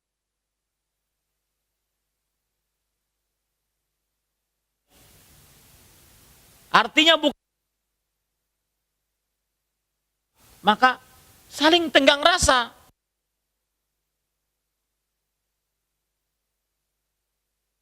Hanya bukan hal-hal terlalu berat. Ya. Maafkan kalau seandainya suami sering melakukan kesalahan. Saya beri contoh misalkan. Saya beri contoh nih. Suami sudah ngaji, bahkan panitia kajian di Masjid Al-Mukhlisin. Jenggotan. Tapi masih suka main game Mobile Legend. La haula wala quwata illa billah. Saya bersyukur saya tidak pernah menang main game. Makanya saya tidak pernah suka main game. Ini sudah panitia kajian, ya, jenggotan, sering hadir dengan pengajian, dekat dengan ustadz, tapi masih suka main Mobile Legend. Itu kekurangan suami, bahkan mungkin kesalahan suami. Maka Anda wahai para istri jangan dimaafkan. Cuma bagaimana Anda berusaha menjadi kawannya, bukan main game. Tapi kawannya untuk melepaskan dia dari kecanduan main game. Jangan dipojokin, jangan disalahkan terus. Tapi kita harus nih berusaha bagaimana biar bisa kita selamat dari ini. Kita harus berusaha bagaimana suami kita bisa melepaskan kebiasaan buruknya. Saya beri contoh misalkan, suami pulang dari kantor, ya sudah pulangnya lembur, malam-malam, tapi pas pulang lagi megang handphone. Ya, setiap malam wajahnya bersinar dengan handphone. La haula wala quwata illa billah. Ya. Sedangkan istrinya sudah dandan-dandan tadi, sudah mengerjakan pesan saya tadi. Kalau mau tidur dandan seperti mau ke kondangan, tidak digubris istrinya. Dia suka melihat media sosial, istrinya tidak digubris. Nah, ini kekurangan suami. Jangan sampai dia dipojokkan, dia sebagai seorang istri mengawani dia menjadi kawan hidup untuknya agar dia melepaskan kebiasaan tersebut. Begitu caranya. Ya, ini ahibati hafizakumullah. Seorang suami pernah melakukan kesalahan, berselingkuh misalkan. Berhubungan dengan perempuan yang bukan mahramnya, chat-chatan dan semisalnya. Telepon-teleponan ataupun apapun. Melakukan kesalahan. Salah besar itu. Kesalahan besar karena dia sudah mengkhianati sucinya pernikahan. Dan saya berpesan, bagi siapa saja yang pernah mengkhianati sucinya pernikahan, hati-hati. Allah menyebutkan pernikahan itu sebagai mitsaqan ghalidhan, perjanjian yang tebal. Dan tidaklah Allah sebutkan di dalam Al-Quran mitsaq, kecuali itu Allah mengambil perjanjian dari para nabi. Kata mitsaq hanya disebutkan oleh Allah dalam Al-Quran untuk perjanjian para nabi dengan Allah. Dan juga termasuk di dalamnya adalah perkara nikah, perjanjian nikah. Dia adalah perjanjian suci, nikah itu adalah perjanjian suci. Maka perselingkuhan, dia telah setan. Maka pada saat itu kesal kita, hati kita kesal.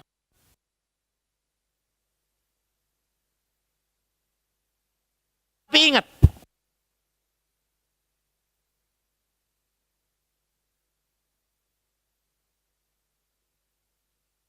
dimusuhi dia, akan tetapi jadilah dia sebagai kawan ini. Begitu berumah tangga. Apabila istri juga melakukan kesalahan, jadilah seorang suami yang senantiasa menjadi kawannya. Contoh misalkan, istri suka telat sholat. Kenapa? Nonton sinetron. Apalagi episode terakhir.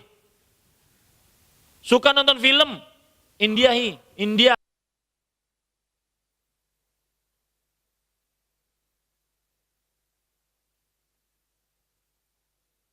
Dan saya berharap, saya sangat berharap, mudah-mudahan tidak ada yang ke bioskop dalam keadaan bercadar. Ah, haula wala quwata illa billah. Ini gara-gara ada para pendakwah kadang-kadang ngajak nonton film. Ustadz ngajak nonton film. Dikhawatirkan orang-orang tersebut, dikhawatirkan, saya tidak menuduh, dikhawatirkan orang-orang tersebut du'at ala abwabi jahannam. Pendakwah-pendakwah yang mengajak kepada neraka jahannam.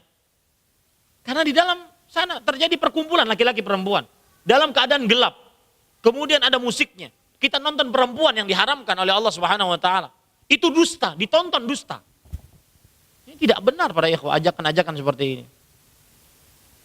Maka mungkin ada istri melakukan kesalahan seperti itu. Jangan dilecehkan, jangan diremehkan, jangan dihinakan. Tapi jadilah kawan untuk dia agar melepaskan kesalahannya.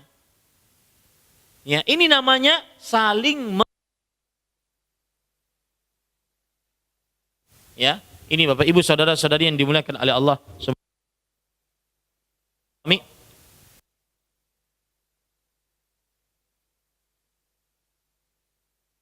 Batas tersebut lepas tanggung jawab. Istri saya tidak sholat. Sampai kapan saya wajib menasehati istri saya agar sholat? Apakah ada batasannya? Saya bilang, iya ada batasannya. Sampai kapan Ustaz? Karena saya ingin mengejar batasan itu. Karena saya sudah muak dengan istri yang tidak sholat. Saya bilang, iya ada batasannya. Batasannya sholat. Ada batasannya. Menjadi kawan hidup dia. Ya. Ini Bapak Ibu saudara-saudari yang dimuliakan Allah. Ini yang pertama. Saling memaafkan. Kenapa? Karena kita manusia punya kesalahan. Kita banyak syaitan. Banyak gangguan. Ya. Apalagi kadang-kadang kaedah rumput tetangga lebih indah daripada rumput sendiri. Maka itu banyak terjadi. Dan itu gangguan syaitan. Gangguan syaitan, wallahi gangguan syaitan. Ini juga termasuk lemahnya, berbahayanya godaan perempuan bagi laki-laki. Bayangkan ada seorang suami, di sampingnya istrinya cantik, baru nikah, istrinya sudah berdandan luar biasa, tapi suaminya sibuk dengan handphone. Di handphone dia main Instagram, melihat wanita-wanita yang diharamkan. Padahal ini di sampingnya, ya, di sampingnya dia bisa nikmati dari ujung rambut sampai ujung kaki. Itu terbukti kaedah rumput tetangga lebih hijau itu benar, itu godaan syaitan mengganggu manusia. Padahal di Instagram cuma hanya bisa melihat, tidak bisa ngapa-ngapain. Dan itu maksud hadis ayat Al-Quran. Wa khuliqal insanu dha'ifa. Manusia diciptakan oleh manusia dalam keadaan lemah. Kata Imam Sufyan, maksud lemah di sini adalah seorang lelaki kan pandangannya kepada perempuan tersebut. Dia hanya bisa melihat, tidak bisa menikmatinya. Itu lemahnya laki-laki.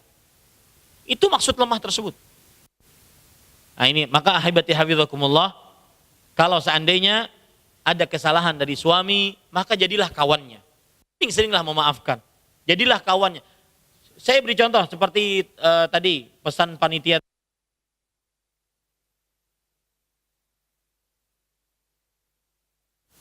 Para ikhwan yang dirahmati oleh Allah Subhanahu wa taala.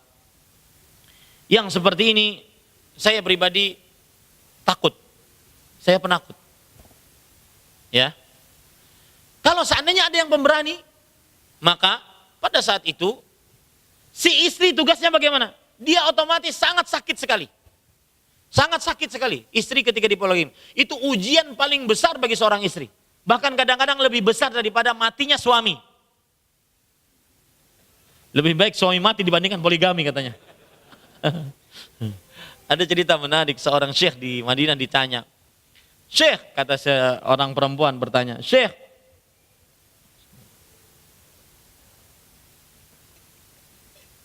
bolehkah saya berdoa kepada Allah Subhanahu wa taala? Masukkanlah saya dan suami saya ke dalam surga. Dan jangan kasih suami saya bidadari. Maka yang menarik jawaban Syekh, kata Syekh, tubtulina fid dunya wa tubtulina fil akhirah kaman ba'du. Yang artinya kalau bahasa Indonesianya, kalian sudah menyiksa kita di dunia, tidak boleh poligami, di akhirat juga begitu. La haula wala quwwata illa billah.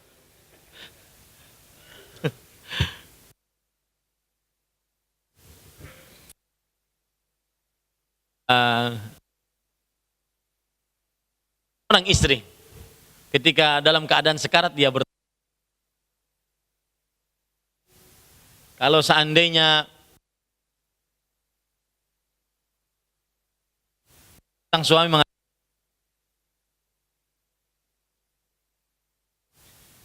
enggak, ini pertanyaan benar. Kalau seandainya saya mati, sebentar lagi ini mati, apakah engkau akan menikah lagi? Maka tidak secepat itu.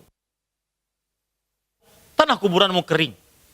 Maka akhirnya si suami terus berziarah menunggu keringnya tanah kuburan istrinya. Ternyata enggak kering-kering. Nah, apa yang terjadi? Suatu saat suaminya berziarah kubur, dia dapati adik istrinya ada di situ. Kemudian adik istrinya menyiram kuburan kakaknya. Kemudian dia tanya kepada adik istrinya, adik iparnya, kenapa engkau siram kuburan kakakmu? Kakak saya berpesan, kalau saya mati, maka siram terus kuburan saya. Maka saya sebagai itu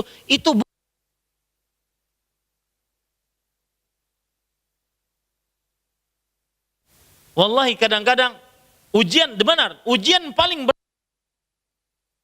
Makanya orang mengatakan bahwa lebih baik suami mati dibandingkan dipoligami. Maka pada saat itu, kalau seandainya seorang perempuan melihat suaminya ingin berpoligami, menerima hukum tersebut, dia tidak cela, membenci hukum tersebut, kufur yang ada, terhapus amalnya. Dzalika bi annahum karihu ma anzal.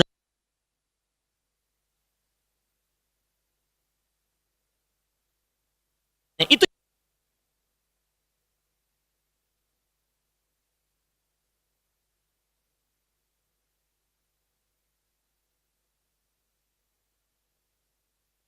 temannya.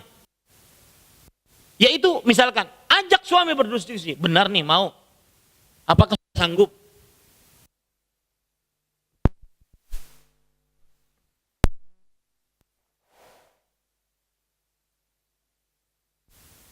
Ya.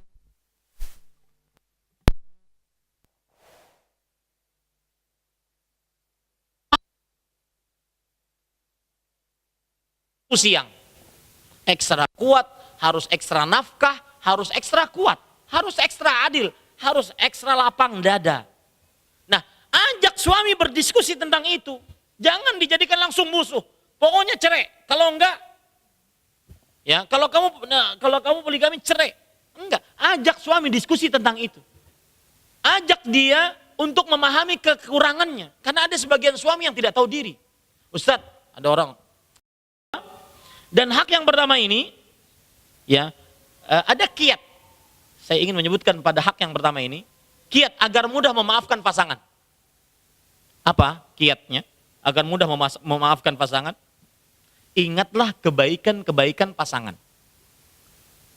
Kalau seandainya istri kita melakukan kesalahan, ingat kebaikannya. Saya pernah ada orang curhat. Ustadz, saya ingin curhat, boleh? Seorang suami nih, dia chef, ahli masak, bintang 5. Orangnya ganteng, luar biasa, Masya Allah. Saya ingin curhat Ustaz. Saya alhamdulillah bersyukur dengan istri. Tidak ada yang kekurangan dari istri. Cuma satu kurangnya Ustaz. Dia nggak romantis. Antum tahu istri antum nggak romantis dari mana? Saya itu ingin seperti yang di sinetron itu loh Ustaz. Ya, dia meluk saya, dia perhatian terhadap saya. Saya ingin seperti itu. Maka ini sebuah kesalahan. Dia membandingkan dengan sebuah yang tidak benar. Kemudian saya katakan, sekarang begini aja. Kalau seandainya Anda tidak puas dengan keromantisan istri, sekarang kita runut ya, kita runut. Yaitu, mohon maaf Mas, saya boleh menebak istri Anda cantik? Oh iya Ustadz, alhamdulillah istri saya cantik. Karena saya pilih-pilih ketika mau menikah. Satu ya Mas. Yang kedua, istri Anda sangat perhatian terhadap anak-anak Anda. Iya Ustadz, alhamdulillah. anak itu bersih, jarang sakit, kemudian baca Qur'annya bagus, dan semisalnya. 2 sudah mas. Dia tidak romantis, lawan 2 kebaikannya. Kalah ini. Maka pegang ini baik-baik. Yang ketiga, rumah Anda pasti teratur, rapi. Iya Ustaz, rumah saya bersih, tidak ada kotoran sedikit pun. 3 lawan 1 menang mana? Itu maksud saya, bahwasanya kalau seandainya ada seorang yang ingin memaafkan kesalahan pasangannya, carilah kebaikan-kebaikan pasangan. Kalau bahasanya Ustaz Al-Fadhil Abu Jabir Dr.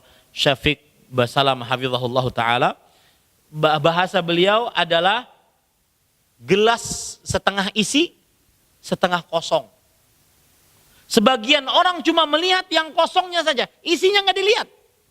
Nah, kiat mudah memaafkan istri, memaafkan suami adalah lihat kebaikan-kebaikan suami. Lihat kebaikan-kebaikan istri kalau dia melakukan kesalahan. Apa dalilnya ini? Hadis riwayat Muslim. Rasulullah sallallahu alaihi wasallam bersabda, "La yafraq mu'minun mu'minatan in kariha minha khuluqan radhiya minha akhar." Artinya, janganlah seorang beriman laki-laki membenci, menyalahkan seorang perempuan, istrinya yang beriman. Mungkin dia membenci satu sifat istri, tetapi dia istrinya memiliki kebaikan-kebaikan yang lain. Saya beri contoh. Istri kurang feminin. Kalau makan, angkat kaki. Ya, gelas maunya yang paling besar, minumnya gaya-gaya ontak, guduk. Habis minum, perempuan tuh, ini ente perempuan nih. Ya, kalau makan lauknya dihabisin sendiri. Itu kekurangan dia dari sisi sifatnya. Tapi kalau dilihat dari kebaikannya luar yang memuaskan. Ya, kemudian dia sangat perhatian. Dan saya berpesan kepada ibu-ibu saudari-saudari muslimah, rahasia lelaki. Lelaki itu paling suka dilayani. Itu rahasia lelaki. Kalau seandainya suami Anda mengatakan, "Yang mana ya pulpen saya yang biru?" Anda mengatakan, "Siap, saya akan carikan." Itu paling suka. Itu rahasia lelaki, Bu. Laki-laki itu paling suka dilayani. Rahasia lelaki, catat tuh baik-baik. Ya, rahasia laki-laki paling suka dilayani. Catat baik-baik, jadikan status di Facebook. Ya. Dan itulah dunia, itulah surganya istri, melayani suami. Bahkan sebagian istri kadang-kadang berdiri di samping suaminya untuk menunggu perintah suaminya. Itu surganya seorang istri. Itu surganya seorang istri. Suami paling tidak suka kalau pas ditanya, "Yang, apalagi sibuk dengan media sosial." Ya, ini paling tidak disukai. Maka pada saat itu Bapak, Ibu, saudara-saudari, kalau seandainya ada seorang istri mempunyai kekurangan, carilah kebaikan-kebaikannya. Itu akan mudah kita memaafkan istri kita. Hak yang kedua, ini waktunya habis nih. Enggak apa-apa? Ya, saya janji 10 menit lagi baru masuk kita pertanyaan insyaallah ya.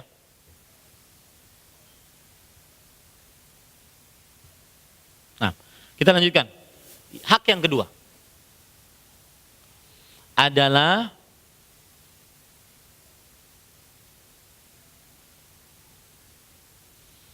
sering-sering bertenggang rasa dengan keadaan suami atau keadaan istri. Sering-sering bertenggang rasa. Apa bedanya dengan yang pertama? Kalau yang pertama saling-saling memaafkan. Sering-sering memaafkan. Kalau ini tenggang rasa. Saya beri contoh. Cerita Abdullah bin Rawahah tadi. Seorang suami tidur di pangkuan istrinya, kemudian dia menangis, kemudian setelah itu istrinya ikut menangis tanpa tahu sebabnya. Ini namanya tenggang rasa.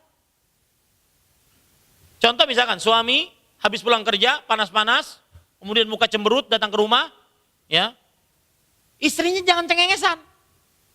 Mas, mau dong mas. Sudah di kantor dimarahin, istrinya cengengesan di rumah. Maka terjadilah pemicu kemarahan, pertikaian, persengketaan. Karena gara-gara tidak memperhatikan perasaan pasangan. Ya, saya beri contoh ya sekarang. Contoh nyata bagaimana teman sejati memperhatikan perasaan tenggang rasa dengan temannya. Ini hadis riwayat Imam Muslim. Jadi ceritanya Rasulullah SAW diperingatkan oleh Allah dan Abu Bakar As-Siddiq, dua orang ini diperingatkan oleh Allah gara-gara tawanan perang Badar. Gara-gara tawanan perang Badar. Allah berfirman, "Maka lin nabi walladzina amanu an yakuna lahu asra." Maka lin nabi an yakuna lahu asra. Tidak pantas untuk seorang nabi mempunyai tawanan. Maksudnya tawanan tersebut harus ditebas lehernya, jangan diambil sebagai tawanan, jangan diambil upetinya, ditebas lehernya. Nah, diperingatkan oleh Allah seperti itu. Akhirnya Nabi Muhammad SAW menangis, ya, menangis, sedih karena diperingatkan oleh Allah. Abu Bakar radhiyallahu anhu juga ikut menangis. Masuklah Umar bin Khattab. Mendapati kedua sahabatnya Nabi Muhammad SAW dan Abu Bakar ini menangis. Umar bin Khattab mengatakan, "Ya Nabi Allah, akhbirni min ayyi syai'in tabki anta wa sahibuk." Wahai Nabi Allah, wahai Rasulullah, beritahukan kepadaku, kata Umar bin Khattab nih, beritahukan kepadaku, apa sebab engkau menangis? Engkau dan temanmu, dua-duanya menangis. Apa sebab? Fa in wajadtu bukaan bakaitu, wa illa tabakaitu bi bukaihuma. Kalau aku ikut sedih, aku akan menangis bersama-sama kalian berdua. Kalau aku tidak ikut sedih, aku akan berpura-pura menangis. Lihat bagaimana? Begitu semestinya seorang istri kepada suaminya, seorang suami kepada istrinya. Tenggang rasa dengan keadaan istri, tenggang rasa dengan keadaan suami. Ya, saya beri contoh misalkan, hubungan di atas ranjang. Istri lelah, mungkin capek, sakit. Maka pada saat itu, sang suami tenggang rasa. Ya, sang suami tenggang rasa, jangan sampai dia memaksakan kehendak, tapi tenggang rasa dengan keadaan istrinya. Toh nanti di lain hari juga bisa untuk minta dilayani. Dan semestinya seperti itu, ya. Kemudian ahibati hafizakumullah taala, yang ke berapa? Ketiga. Ini saya cepat-cepat ya. Yang ketiga yaitu hak suami dan hak istri secara bersamaan adalah tolong menolong di dalam kebaikan dan ketakwaan. Dan ini indah sekali. Ini indah sekali. Suami membangunkan istrinya untuk sholat malam, istrinya membangunkan suaminya kalau terlambat sholat malam. Indah sekali. Suami memberikan amar ma'ruf kepada istrinya, istrinya melakukan nahi mungkar terhadap suaminya. Dan saya berpesan Pak, ya harus ditegakkan di tengah rumah tangga amar ma'ruf nahi mungkar. Jangan sungkan. Enggak enak istri, enggak enak suami. Enggak, jangan sungkan. Harus ditegakkan. Saya beri contoh misalkan. Suami suka nonton yang diharamkan dengan handphonenya. Istrinya tahu. Harus dinasehati. Tolong menolong dalam kebaikan dan ketakwaan. Ya, dan untuk menonton hal-hal yang diharamkan ini, saya berpesan, jenggot panjangmu bukan jaminan kamu selamat dari maksiat saat sendirian. Terutama dengan media sosial. Bukan jaminan. Yang menjadi jaminan adalah pengawasan dari Allah Subhanahu wa taala. Merasa selalu diawasi oleh Allah Subhanahu wa taala. Maka ini yang ketiga.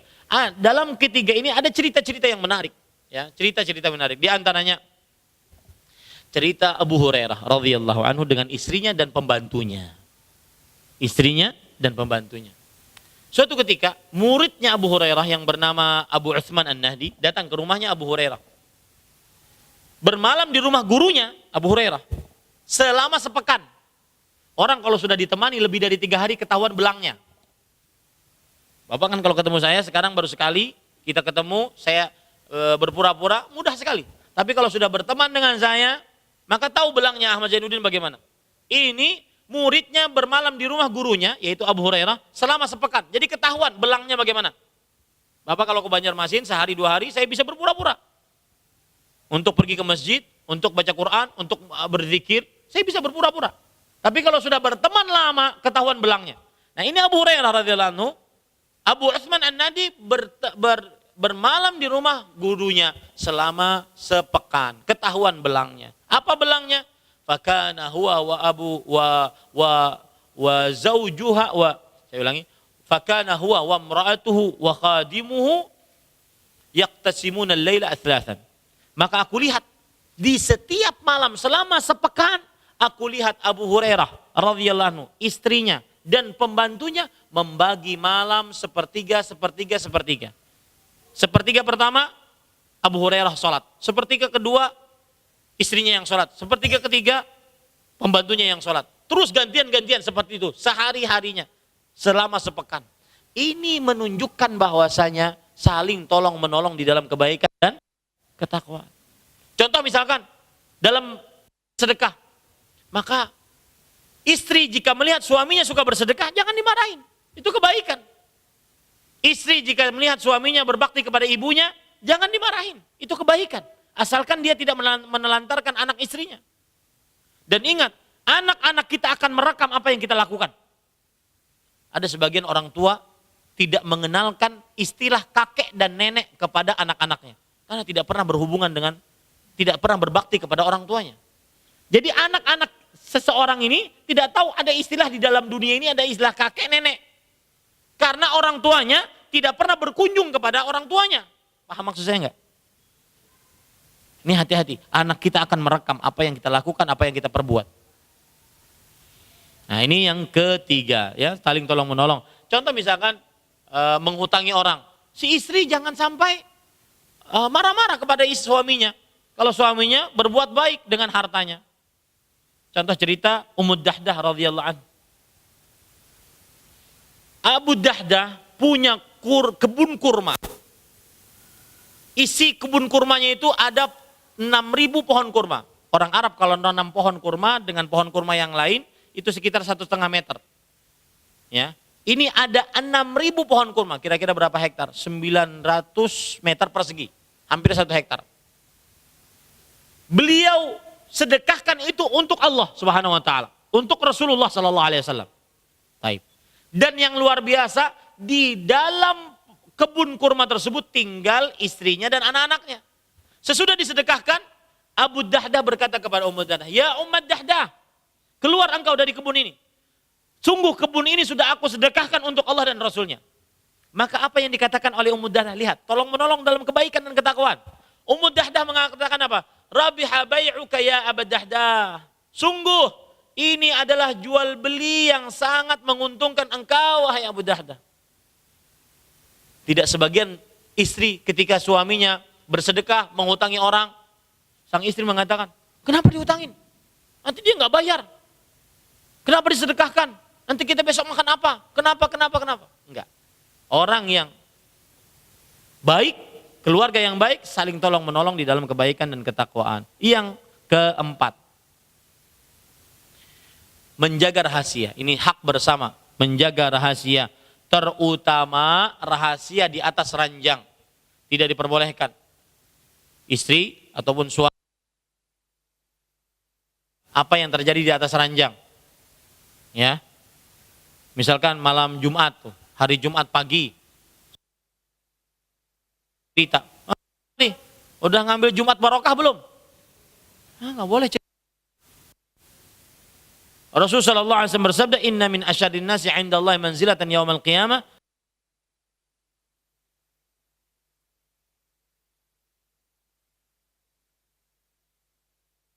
Orang yang paling buruk bukannya di sisi Allah pada hari kiamat adalah seseorang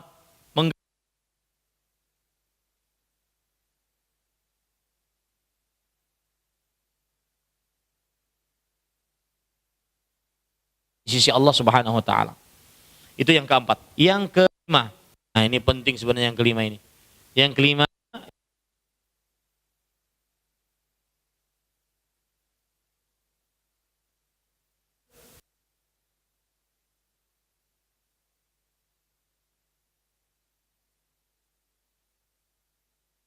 empat yang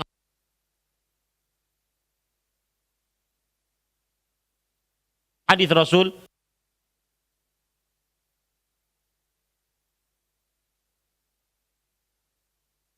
falta'tihi wa in kanat 'ala. Jika seorang suami mengajak istri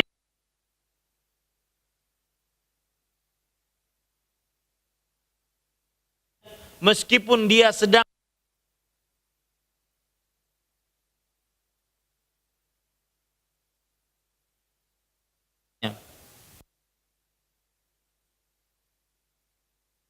memanggang roti. Ini panggangan roti orang Arab. Kenapa saya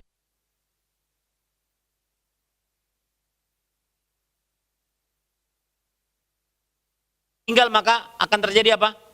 Gosong. Meskipun sedang begini, kalau suami yang, ayo yang, maka datangi. Gosong gimana Ustaz? Biarin.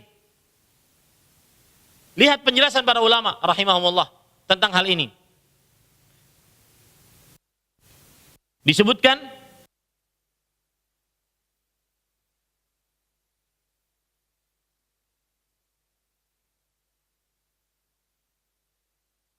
oleh Ibnul Malik bahwa beliau mengatakan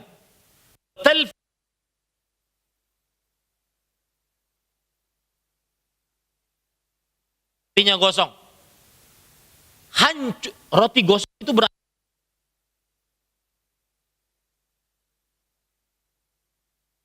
roti lebih ringan dibanding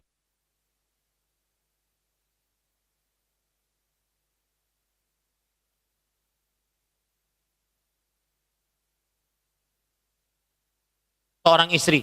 Saya pernah dicurhati oleh seorang lelaki. Ustadz, benarkah kalau kita sudah berumur 50 tahun, sang istri boleh menolak untuk berhubungan badan? Lihat Bu, dengar Bu, ini cerita Bu. Ini curhatan para suami Bu. Curhatan para suami. Kenapa Pak? Istri saya Ustadz, setiap kali saya minta, dia mengatakan sakit kalau dimasukkan ember dalam sumur. Istri saya kalau saya minta, pas waktu malam-malam, dia bilang, nggak mau. Nanti pagi-pagi mandi. Boleh nggak Ustadz menolak seperti itu? Lihat Bu, curhatan para suami, kasihan Bu. Iya benar kasihan. Kemudian dia mengatakan, kami ini Ustadz yang sudah berumur 50-an tahun, dapat sebulan sekali masih mending Ustadz. Lihat, ini curhatan betul ini dari mereka. Maka ini tidak boleh, tidak ada batasan.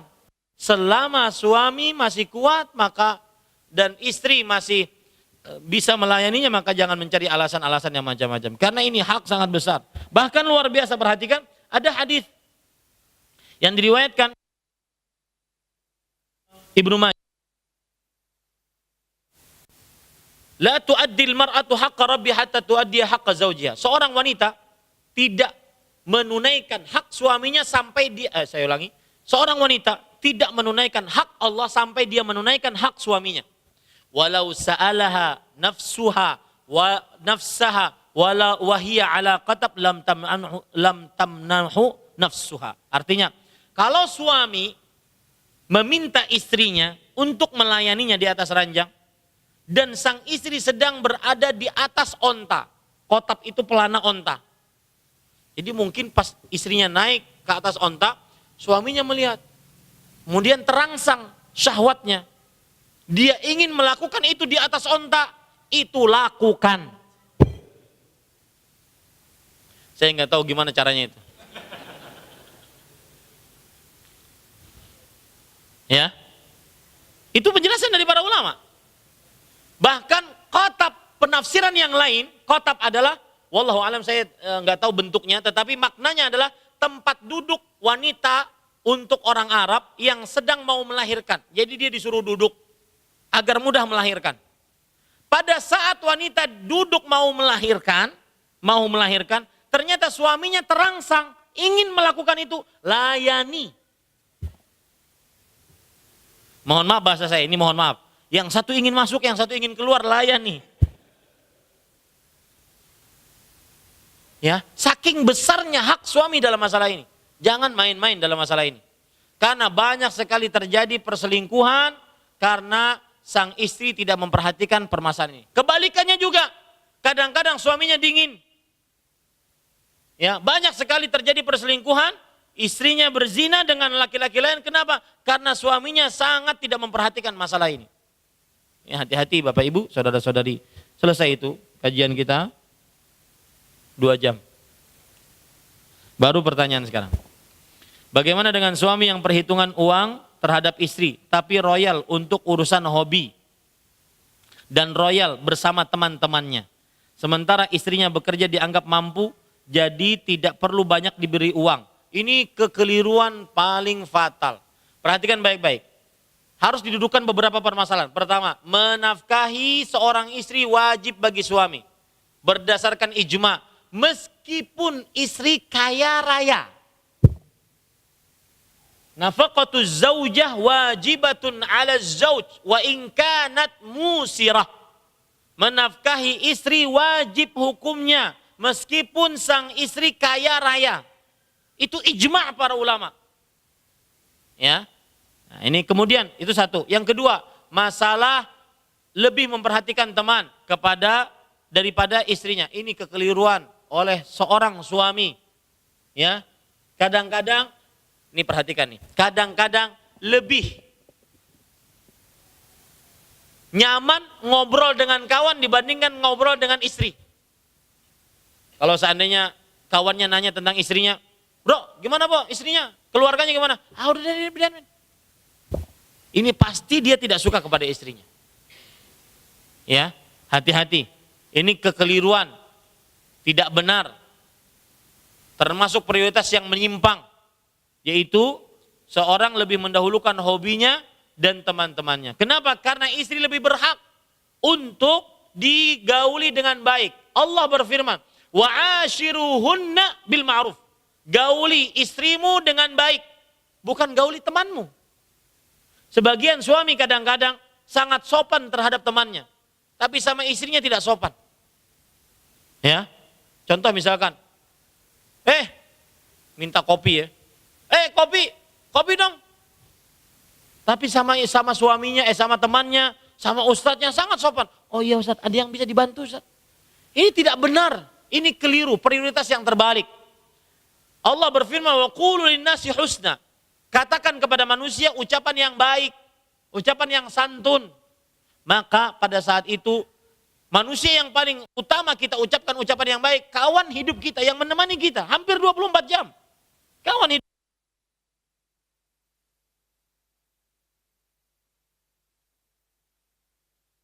Belum punya panggilan sayang kepada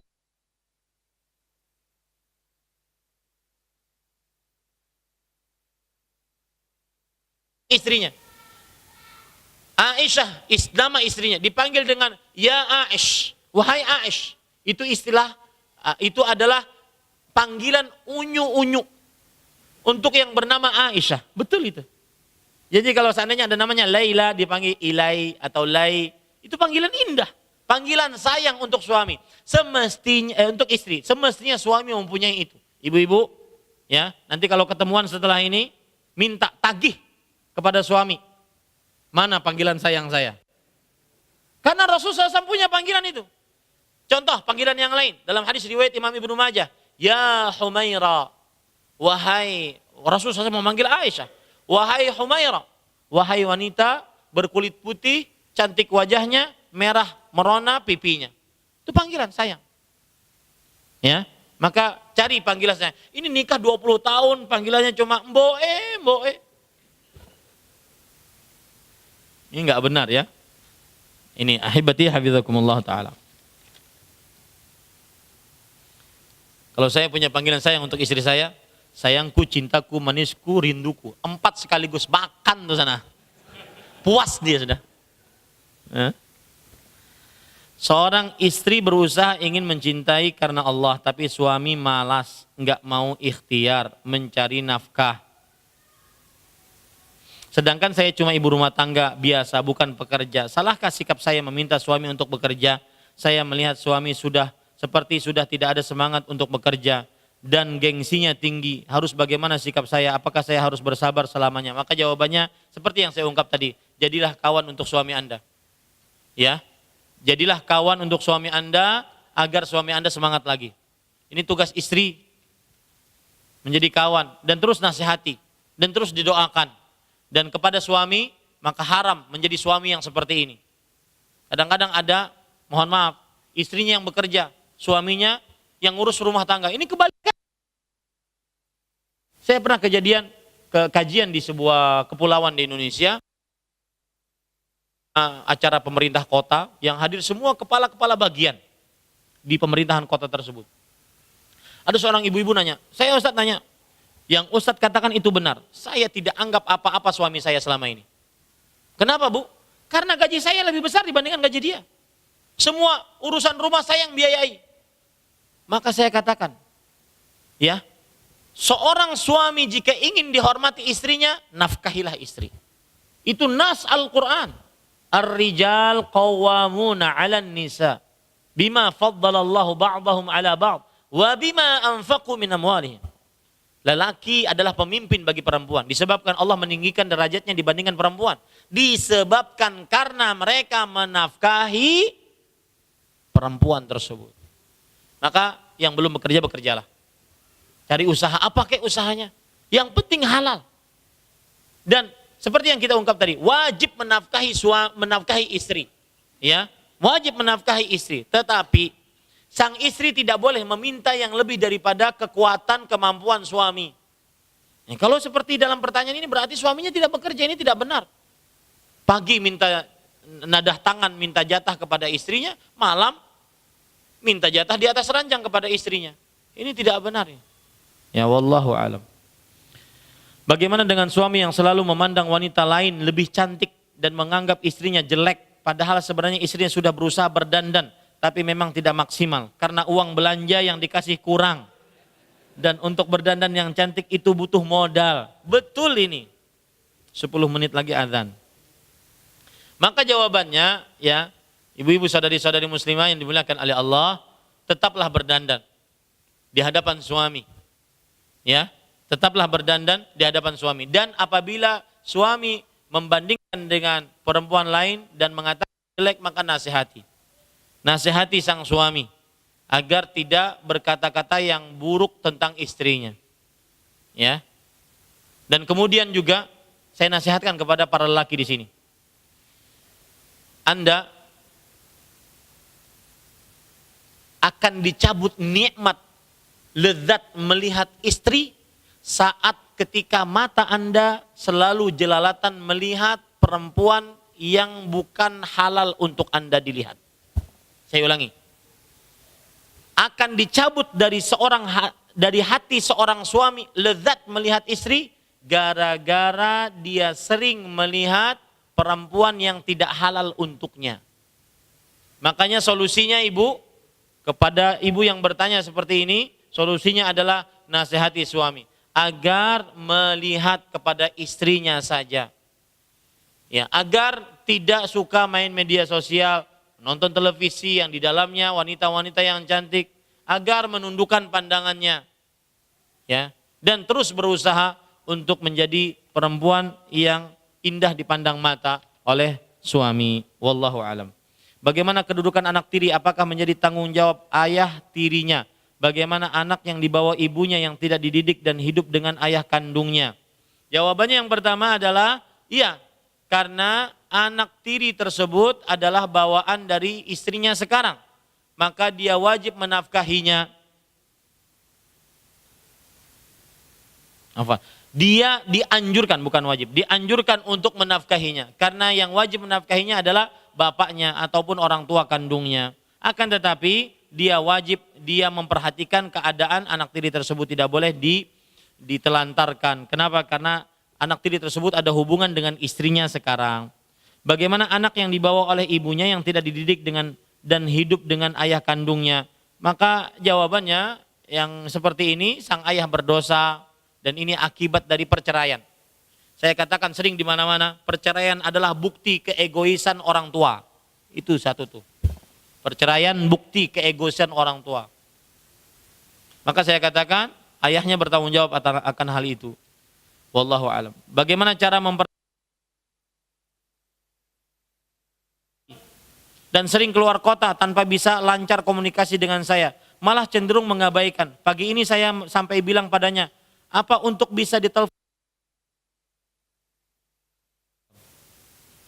Ya, paham nggak maksudnya? Apakah saya harus bayar dulu kamu sehingga saya bisa telepon kamu? Ini aneh ini. Dan ini saya khawatir ada sesuatu. Saya khawatir suami yang seperti ini ada sesuatu. Ya, seorang suami yang dia mencintai istrinya, dia jangankan safar, ke kantor saja dia kadang-kadang nelfon istrinya. Karena kenapa? Karena itu sifat manusia. Ada pepatah mengatakan, man ahabba syai'an aktsara min dzikri. Siapa yang mencintai sesuatu, dia sering menyebut-nyebut sesuatu tersebut. Dia sering ingat. Tanda cinta itu ingat. Maka singkatnya bagaimana cara bisa mempertahankan cinta pada suami yang sering membuat kita sedih? Maka jawabannya, nasihati suaminya. Duduk bersama, duduk bareng. Duduk bersama, kalau perlu panggil kedua orang tua, keluarga besar. Dudukkan masalah ini. Ya, sampai ini kadang-kadang perhatikan relationship. Ini bahaya. Ini keluarga tidak sehat. Sebagai suami melakukan ini maka tidak sehat. Segera bawa. Dan ini tidak nyunnah. Kebiasaan para nabi alaihi wassalatu wassalam, mereka senantiasa bawa istrinya kemana saja. Allah berfirman, ketika Nabi Musa selesai menyelesaikan tugasnya, beliau membawa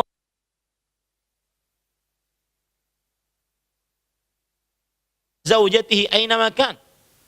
Kata Imam Al-Qurtubi, di dalam ini terdapat dalil bahwasanya suami membawa istrinya kemana saja. Karena long distance relationship itu bahaya. Tidak bisa mengamalkan apa yang disebut dengan hadis Rasulullah SAW. Kata Rasulullah, jika salah seorang dari suami melihat istrinya, melihat perempuan, ya, idza ra'a ahadukum imra'atan falyati ahlahu fa innahu yudhibu ma fi qalbihi.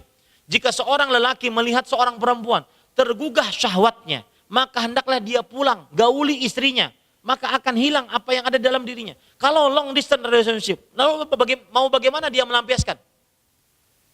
Mohon maaf, paling dia onani.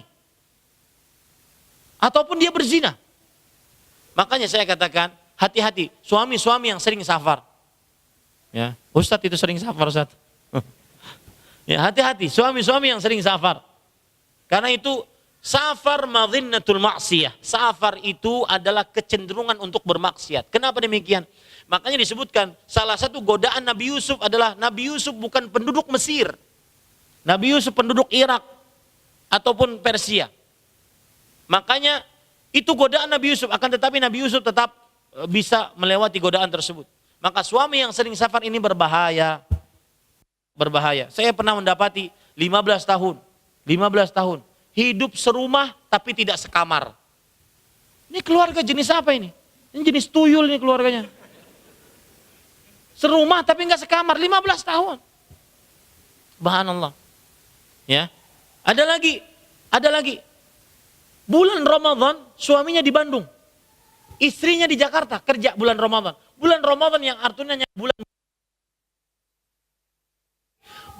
sahur bareng bersama, kemudian buka bersama. Ini enggak. Apa yang terjadi? Karena istrinya kerja di Jakarta, suaminya di Bandung, maka apa yang terjadi? Akhirnya suaminya sahur dan buka puasa di masjid selama sebulan. Ini keluarga jenis apa ini? Ini tidak benar. Maka hati-hati. Solusinya ibu, yang ibu tanyakan tadi, ya, nasihati suami. Tahan suami untuk tidak sering safar, tidak keluar rumah. Dan ini kebiasaan buruk dari seorang lelaki. Sering bergaul di luar rumah. Lebih nyaman ngobrol dengan temannya dibandingkan istrinya. Coba Anda, ya, salah satu contoh suami yang indah, yang baik adalah dia bisa ngobrol dengan istrinya. Meskipun hanya sebatas pendengar setia. Nah, saya ketika menasihati seperti ini bukan berarti keluarga saya keluarga yang bagus, tidak. Tetapi kita berusaha masing-masing. Karena kalau tidak ada yang menasihati maka akan hancur keluarga-keluarga Islam. Ini kira-kira yang bisa saya sampaikan. Mohon maaf belum bisa dijawab pertanyaannya. Apa yang baik dari Allah Subhanahu Wa Taala, apa yang buruk itu dari saya pribadi dan dari syaitan. Kita cukupkan dengan kafaratul majlis. Subhanakallahumma wa bihamdik, asyhadu an la ilaha illa anta astaghfiruka wa atubu ilaik. Sallallahu nabiyana Muhammad walhamdulillahirabbil alamin. Waalaikumsalam warahmatullahi wabarakatuh. Jazakallahu khairan atas kajian yang bermanfaat Ustadz. Sebagai info tambahan, besok Ustadz Ahmad Zainuddin juga akan mengisi kajian di Masjid At-Tarbiyah, Jalan Taman Pendidikan nomor 18, Ba'da Maghrib, 4 Rabiul Awal 12 November dengan materi kebiasaan kaum jahiliyah. Bagi ikhwah yang sekalian yang memiliki waktu bisa menuju langsung Masjid Tarbiyah. Demikian, terima kasih. Assalamualaikum warahmatullahi wabarakatuh.